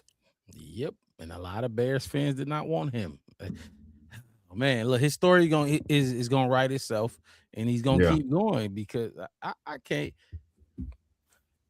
The play, like, you pissed you to say if somebody's a playmaker and then put him at the bottom and he's the best playmaker, meaning you don't give a fuck about playmaking. Meaning, okay, so I'm gonna just say this and we can move off this topic. Playmaking means when the coach play don't work, which a lot of the times it don't. People think every call Ben Johnson makes works. That's not the case. Every call Sean Payton makes don't work. Cliff Kingsbury, whoever, yada yada yada, it don't work. These defensive coordinators get paid a lot of money too. It don't work every time. So a playmaker makes plays in his own right without a coach. So basically, you telling me if you don't value playmaking, you value coaching, right? Okay. Well, if the quarterback is just playing in a system, doing what the head coach is telling him to, not the head or the offensive coordinator is drawn up and telling him to do, you can't give that quarterback all the credit. All they doing is doing what they're told. You know what I'm That's why saying? Like, Jared Goff never got all the credit because he was just doing what he was told. But they gonna get a exactly. credit to the playmakers around you that's making the fucking plays. Exactly. That's a perfect example. Jared Goff is one who does 4,000 a few times. He, Mhm. I think he was 70% one or two times, a couple times. He had a game 2 years ago. He threw 100%. They didn't even give his ass a game ball. They didn't know. They didn't know that. Like they literally came out and said we didn't know, and we gave the game ball to somebody else. Like, Buddy can play that bullshit all he want, but just come on, man, be respectful. Don't get up there and disrespect for no reason. yeah, Don't downplay the playmakers because you know who are playmakers. He know who the playmakers are. You know what I'm saying? You never called Tom Brady a fucking playmaker. Peyton Manning wasn't a Drew Brees. Those weren't playmakers. You know what I mean? Josh Allen, that motherfucker playmaker, though. I say that, but that's a rare breed. There's only a few of those type of quarterbacks that look like him. But it's okay. Mhm. It's okay. But it's not like Josh Allen won big. And don't get, I like Josh Allen. I thought Josh Allen was kind of due for an opportunity to go to the dance a couple of times. But Josh Allen and his ability to be that playmaker that he is the reason why Josh Allen is consistently in the top quarterback conversation. He's consistently there because he ain't won shit. That's a great point. He didn't win a single thing in this league yet. Don't get me wrong, but that is the exact reason why he's a part of the conversation. He's not far from that top 5 conversation anytime you have it in the last couple of years. So now, like, you want to pick and choose. But I like, now that you said that, I'm gonna try to see if I can find Mark Slayer talking about who his top 5 quarterbacks is. I'm gonna see if I can find it, because if Josh Allen come in on that list, if Patrick Mahomes comes in on that list, if Lamar Jackson comes in on that list, they will. then he values playmaking so much more than what he does when it's Caleb Williams doing when it's Caleb. Because I'm glad you mentioned how Josh Allen.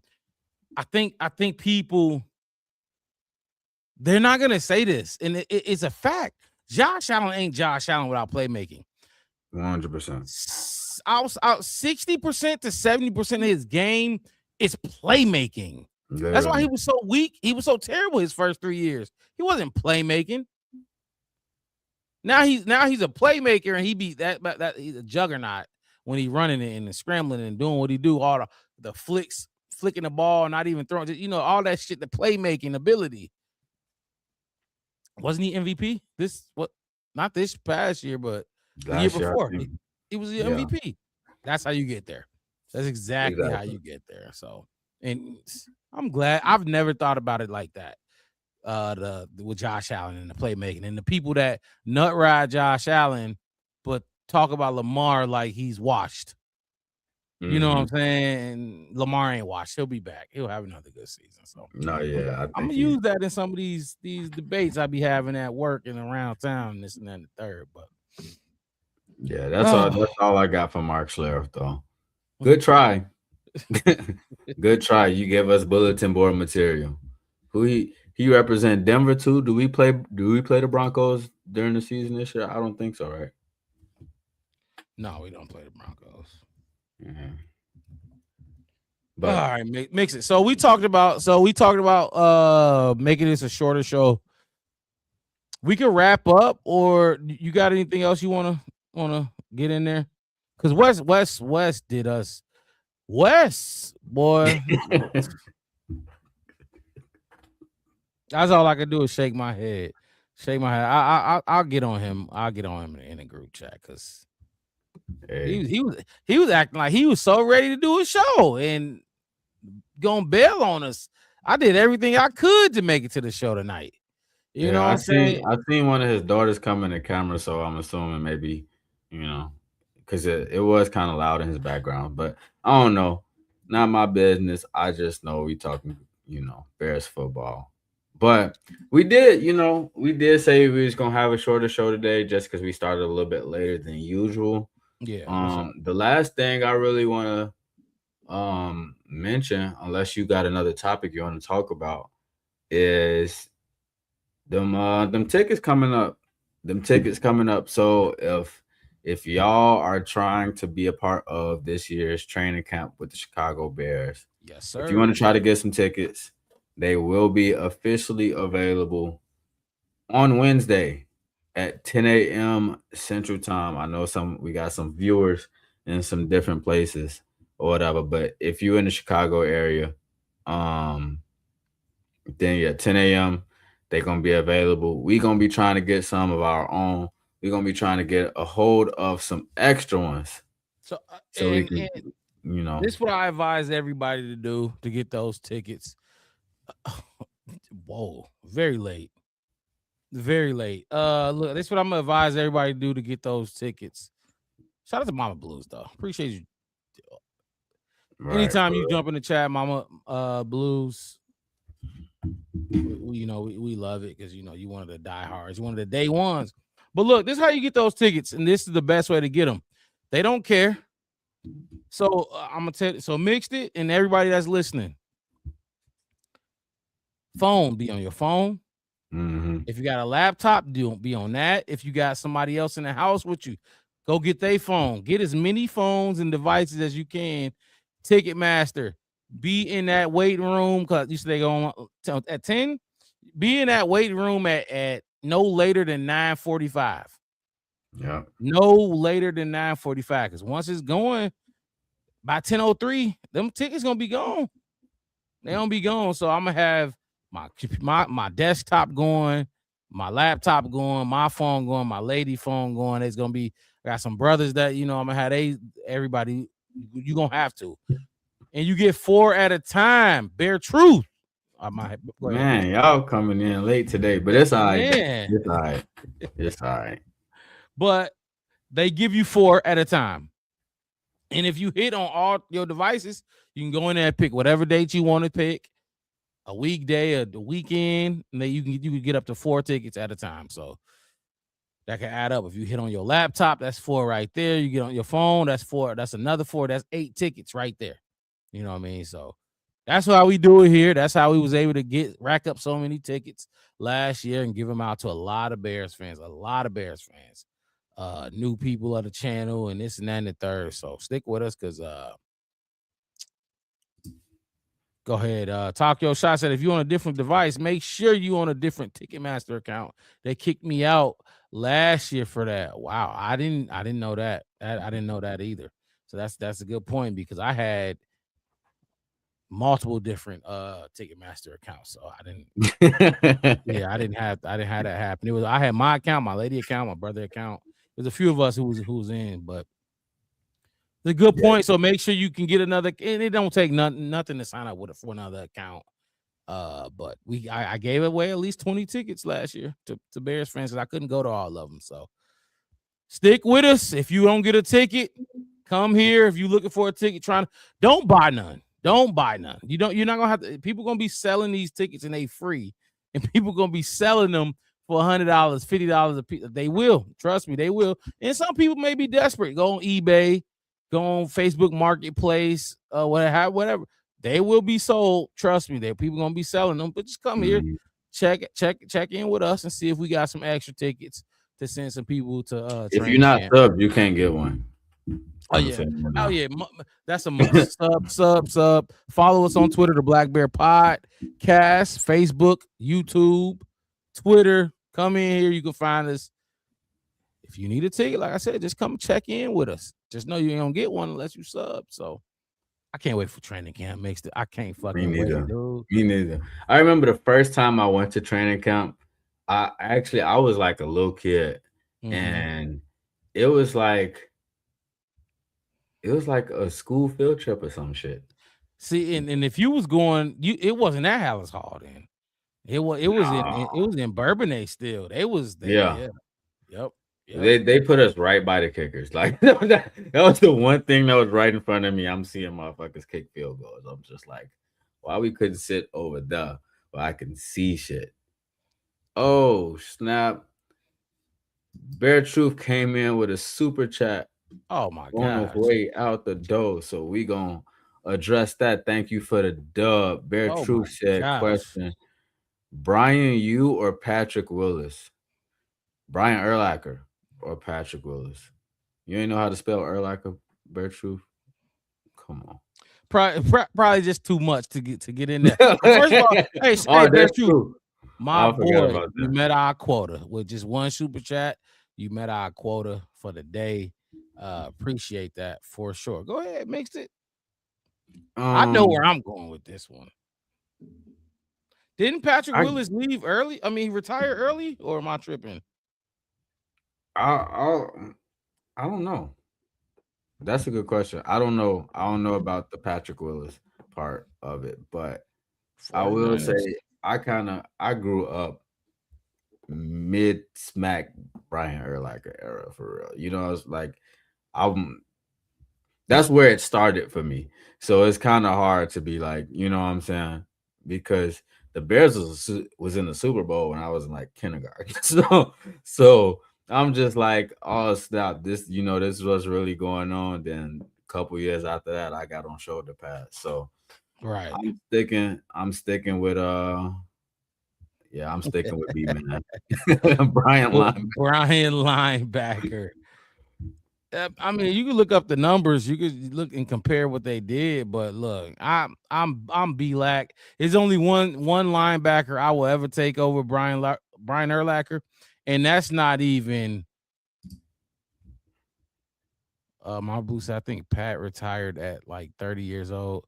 See, like I think I thought I could have sworn and Bear Truth said he retired early. There's only one other linebacker I would even consider over Brian Urlacher, and that's Ray Lewis. I was that was my nickname when I played. I was Ray Lewis. So, but it's Brian Urlacher. I'm going Brian Urlacher. Easy. Bear Truth. Bear Truth. If you got another question, go ahead, throw it in there. We can talk about that and get that out. Because $20 for an easy question like that. Much love though. For sure, because you met our quota for the day, but Hey, for Samurai Mike over Urlacher. Yeah, well, I ain't taking nobody over Urlacher, and the only other one is Ray Lewis. So, and that's gonna be a debate, but Ray Lewis, my boy. I'm black, he black, so it's a lot of factors. And then, like I said, that's my nickname when I played middle linebacker. So Ray Lewis is my boy. But yeah, Urlacher easy. Mama Blue said maybe if Pat played longer, we could have a better comparison. Probably. I wish look. I don't know. I don't know the exact numbers, but yeah, he retired well before. Oh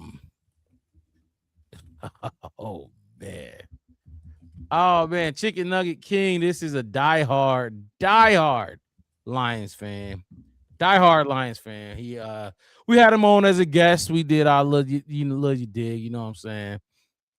On the show, his Lions pride with our Bears Bears Nation. Ready for the smoke. Yeah, and that's over with. Y'all beat us twice last year. Didn't make the playoffs, but that's over with. That's over with. Y'all need to find a way to get back to the playoffs. And then we can talk because I mean, like, come on, man. Yeah. That was like what 40% of their wins. Yeah, damn near. Junior say I was close. Whoo. Okay, you going to talk your shot. You going back there with the Junior Seau's and the Mike Singletary.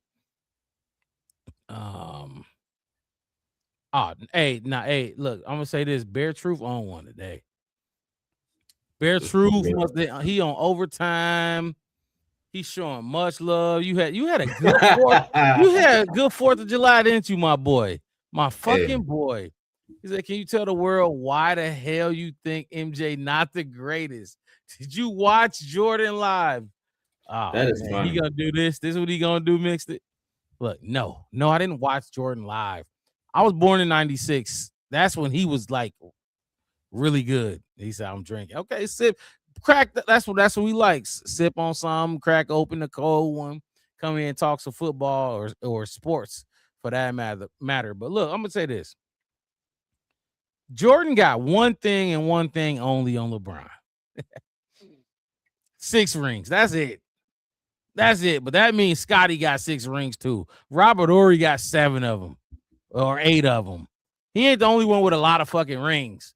But other than that, Michael Jordan beat on John Stockton and fucking Charles Barkley, who was 6'6", 6'7" at the center spot. Like the shit that Jordan was going through ain't nothing compared to the Spurs with Manu, Tony Fuck. Parker, Tim Duncan. Tim Duncan, David Robinson. Like none of all that he wasn't going against those teams. And then later on we add Kawhi Leonard. Then bring in the Golden State Warriors, who broke the Bulls record. 73-9. The Bulls was 72-10. And then the Warriors came through with a 73-9 record. What they said in the comments? True Program said he was a grown man in 96. He was 22. I said, damn, I was a grown man. Yeah, I was born in 96. There's no way. I didn't watch Jordan, but I didn't need to. I saw his competition. Mama Blues. Oh, Lordy, because this is, what are we doing? He said, bro, you know how good the Jazz was. Look, I'm going to say this, Mixed It. You know, they were scoring 45 points a game, 50 points in one game. Like, what the fuck are we talking about? Man, John Stockton could pass the ball. They couldn't do nothing. Now, Karl Malone, the mailman, I ain't going to lie. He's a dog. But guess what? He's the same size as LeBron. And that's what makes LeBron great. Because LeBron is, you know, why are we doing this? Why Bear Truth doing this? Said, do you know how great the defense was? They fouled. They fouled all the time. They was just fighting back then. It's about the defense. The defense is much better nowadays. I'll tell you that. The only thing that was better was aggression. Y'all was fouling. Y'all was beating niggas. Y'all was beating dudes up back then. Y'all wasn't playing defense. The defensive sets and defensive schemes was not as complex as it is today. Come on, Bear Truth. Don't do that. Go ahead, Mixed It. No, I'm gonna say this. This is crazy. Personally, my GOAT is Kobe B. Motherfucking Bryant. Hey, Kobe B. I'm gonna say this though. I grew up like I was kind of like going into high school, like really when it was the LeBron in Miami era. But even before that, like from LeBron being in Cleveland originally all the way up to when he went back to Cleveland, basketball was super fucking fun to watch. Super fun to watch. Them games are super competitive. I don't know too much about the Jordan era and all that stuff because obviously I wasn't even a thought yet. But NBA wasn't a thought yet. Without Jordan, the NBA wouldn't be what it is. So they had to make him they had to make Jordan good to make the NBA a worldwide, global phenomenon that it is today. Like it was rigged. The game was rigged. It mixed it, everything back then was rigged. There was no morals, no integrity back in the day. Yeah, they didn't give a fuck. They was just rigging shit. Whoever had the most money, but my bad, keep going. No, I was just gonna say, like, because when I first started playing basketball and stuff, it was actually low key after I found out, like, me and Kobe had the same birthday. I found that out as a little kid or whatever. In school, they had us doing something where we was talking about like famous people that got the same birthday as us or whatever. And I found out me and Kobe had the same birthday, and ever since then, I was just like watching, paying attention, like, and it's just like.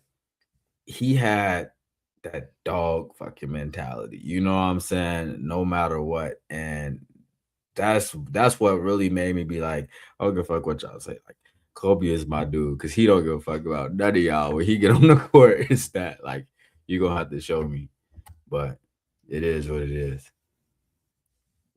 What is this? Erase the hate. You just expose yourself as a non-basketball fan.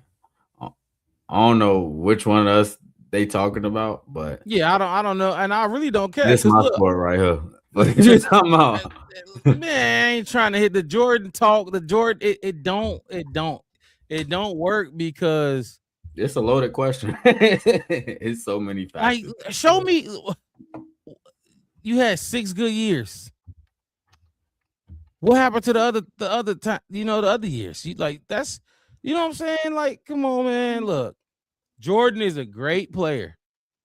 but he was replicated. Just like by the man you just spoke about, Kobe copied everything Jordan did, from the shirt biting, from the gum chewing, everything Jordan did, all his mannerisms, Kobe copied that. Guess what? There's no player that's going to be able to copy LeBron. It's not. He's a 6'8", 6'9" monster. He's one of the fastest players in the game in his prime. You're not going to be able to replicate that. Kobe's game was the same pattern as MJ, but with skill. They was the same. He mimicked everything Jordan did, and Jordan was ahead of his time. I'm gonna say that Jordan was ahead of his time. So I'm pissed because I value your opinion, and if you don't know, you don't know. Very true. I get it. He was dominating a bunch of plumbers and carpenters. He was busting them dudes' heads wide open. Jordan was ahead of his time. But guess what? The same year Jordan retired, the same year LeBron was drafted. He knew what the fuck was going on. He knew what was going on. It was a new era. And Jordan was ahead of his time. Nobody was jumping as high as Jordan was. Nobody was doing some of the hang time that Jordan had. He was a crazy athlete. Yeah. Compared to what was the John Stockton's? Hell yeah. Jordan even came in when Magic Johnson and Larry Bird was old. Two of the players you hear about the most. You know what I'm saying? So like Jordan had a sweet spot. You know what I mean? He had a sweet spot. And then when he retired, guess what? Scottie Pippen took his team to the conference finals. That same team that everybody said Jordan was so good. That same team when Jordan retired, correct me if I'm wrong, Bear Truth, they went to the conference finals. Come on now. Ain't no team LeBron left went to the conference finals. LeBron league, that team is in the lottery without that oxygen. Man, mixed it. You see, hey, we could do. I could do this all night. I can't believe he did this with a LeBron and Jordan question. Me and Wes stay away from these. We definitely stay away from these because he said this wasn't. Wes definitely go back and forth about it. He said Detroit tough. Players trying to get paid. What happened to the other years? That was the greatest era of all time. I don't know he's saying what you saying. Jordan only has 6 good years. Oh, he's saying what happened to the other years? Oh, that was the greatest of all time. Okay. Ask Isaiah. Ask Jordan why he kept Isaiah Thomas off the dream team. Fucking hater. Like LeBron ain't ever had this much hate for another player. That's how you know he was better. You keeping another man off the dream team? Jordan is a weirdo. He's a very good player, but I ain't gonna lie. I damn near look. I ain't gonna lie. I saw The Last Dance. I know what was going on. I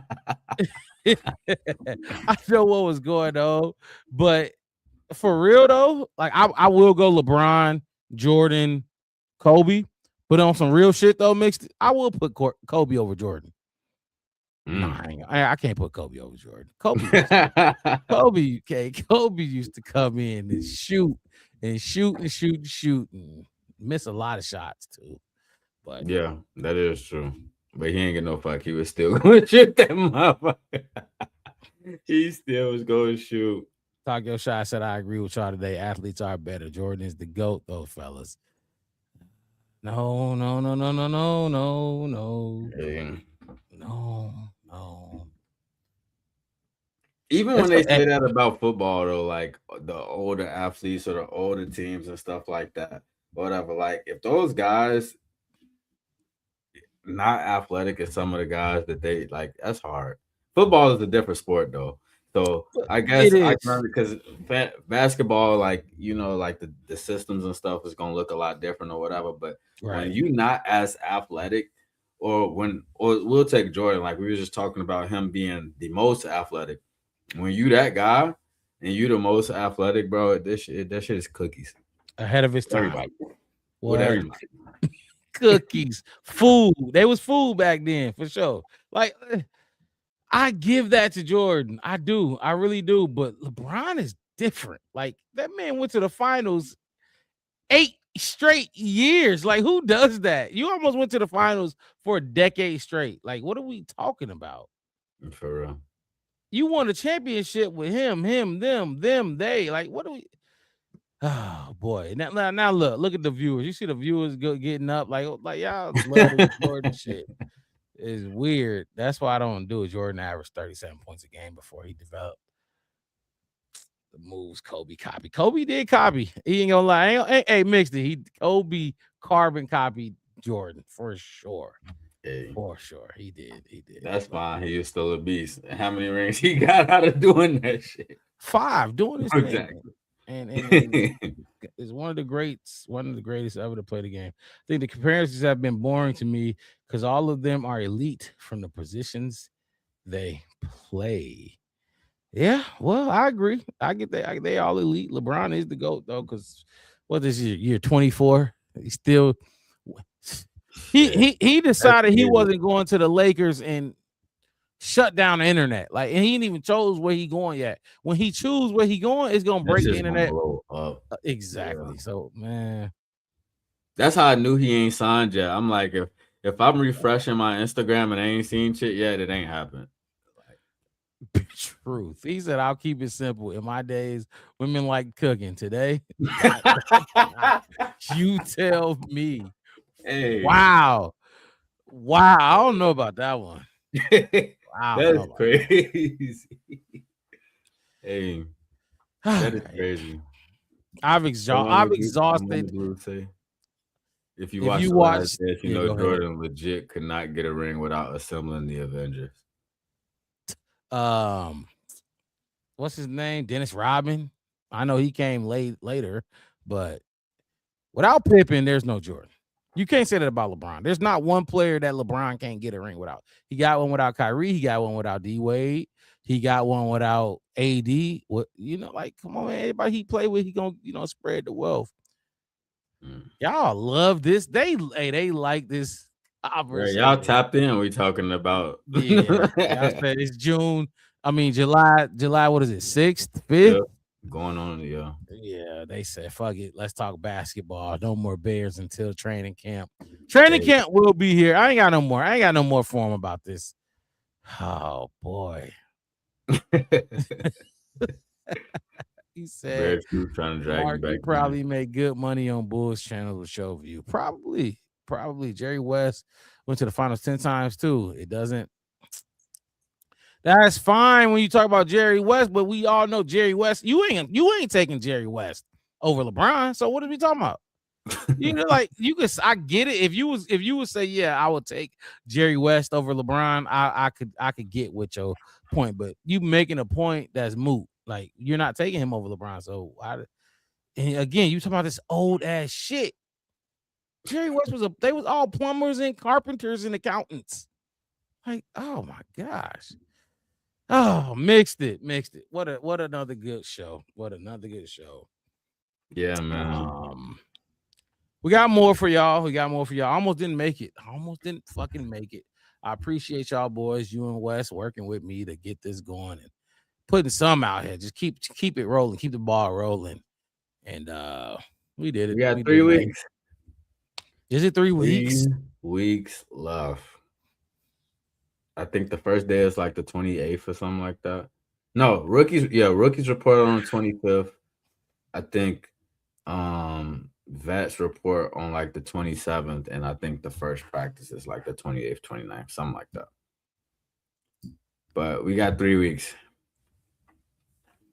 3 weeks before the boys return to Hallis Hall, put on pads, and football gonna begin. We got training camp. We covering all training camp. We covering the preseason games, post-game shows after every single preseason game. So we're gonna talk about Tyson Bagent. We're gonna talk about Dylan Thieneman, because that young boy better be out there. Kobe Bryant getting his feet wet with the Bears and their system. Who's some other rookies? Vandenberg gonna be out there. Xavier Thomas. We're gonna see his speed on full display.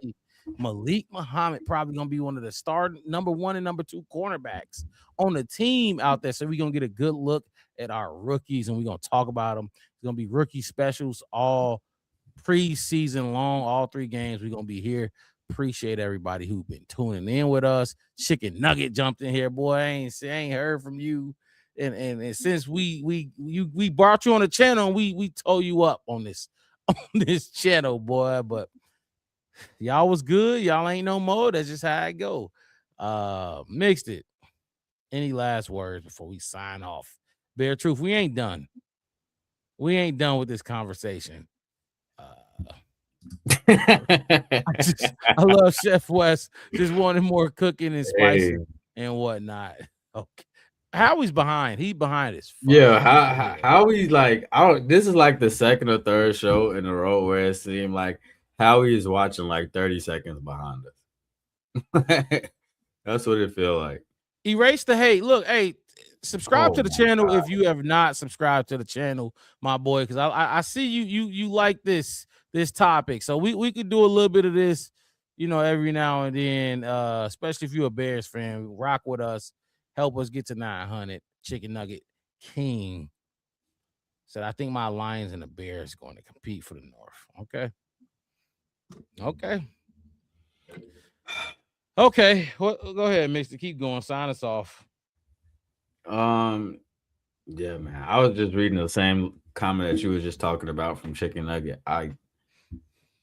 Y'all got an uphill ass battle to be climbing to compete with us for anything right now. But for sure, though, like we talked about earlier, training camp tickets is coming out soon. Training camp is in 3 weeks, but we gonna be back next week with another episode, with another live stream, kicking off this training camp season for us, so we can go ahead and get into it and get the real football going. If like Mark Rob already said, if you haven't already, make sure y'all hit that subscribe button. Make sure you hit that like button. Yes, sir. Make sure you hit that notification bell. And if you support another team, come in here with y'all homework ready, because we doing all call outs. Don't put nothing crazy in our comments and don't be able to back up the talk. So Chicken Nugget, we gonna test that competing for the North theory when we talk again. But shout out to y'all though. Shout out to y'all for coming through. We started later than what we usually start.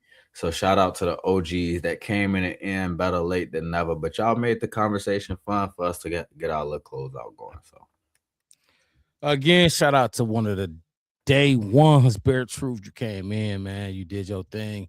Met our quota and some with the super chats. Much love, my boy. We'll see y'all next weekend on the Black Bear Podcast. I'm your host, Mark Rob, with my co-host in the building, Marcus. Mixed it. Chef West was with us earlier, but he had to bounce out. We'll see y'all next weekend talking more Bears and whatever else the fuck come up. Y'all have a good night. We gone. We out of here. Peace.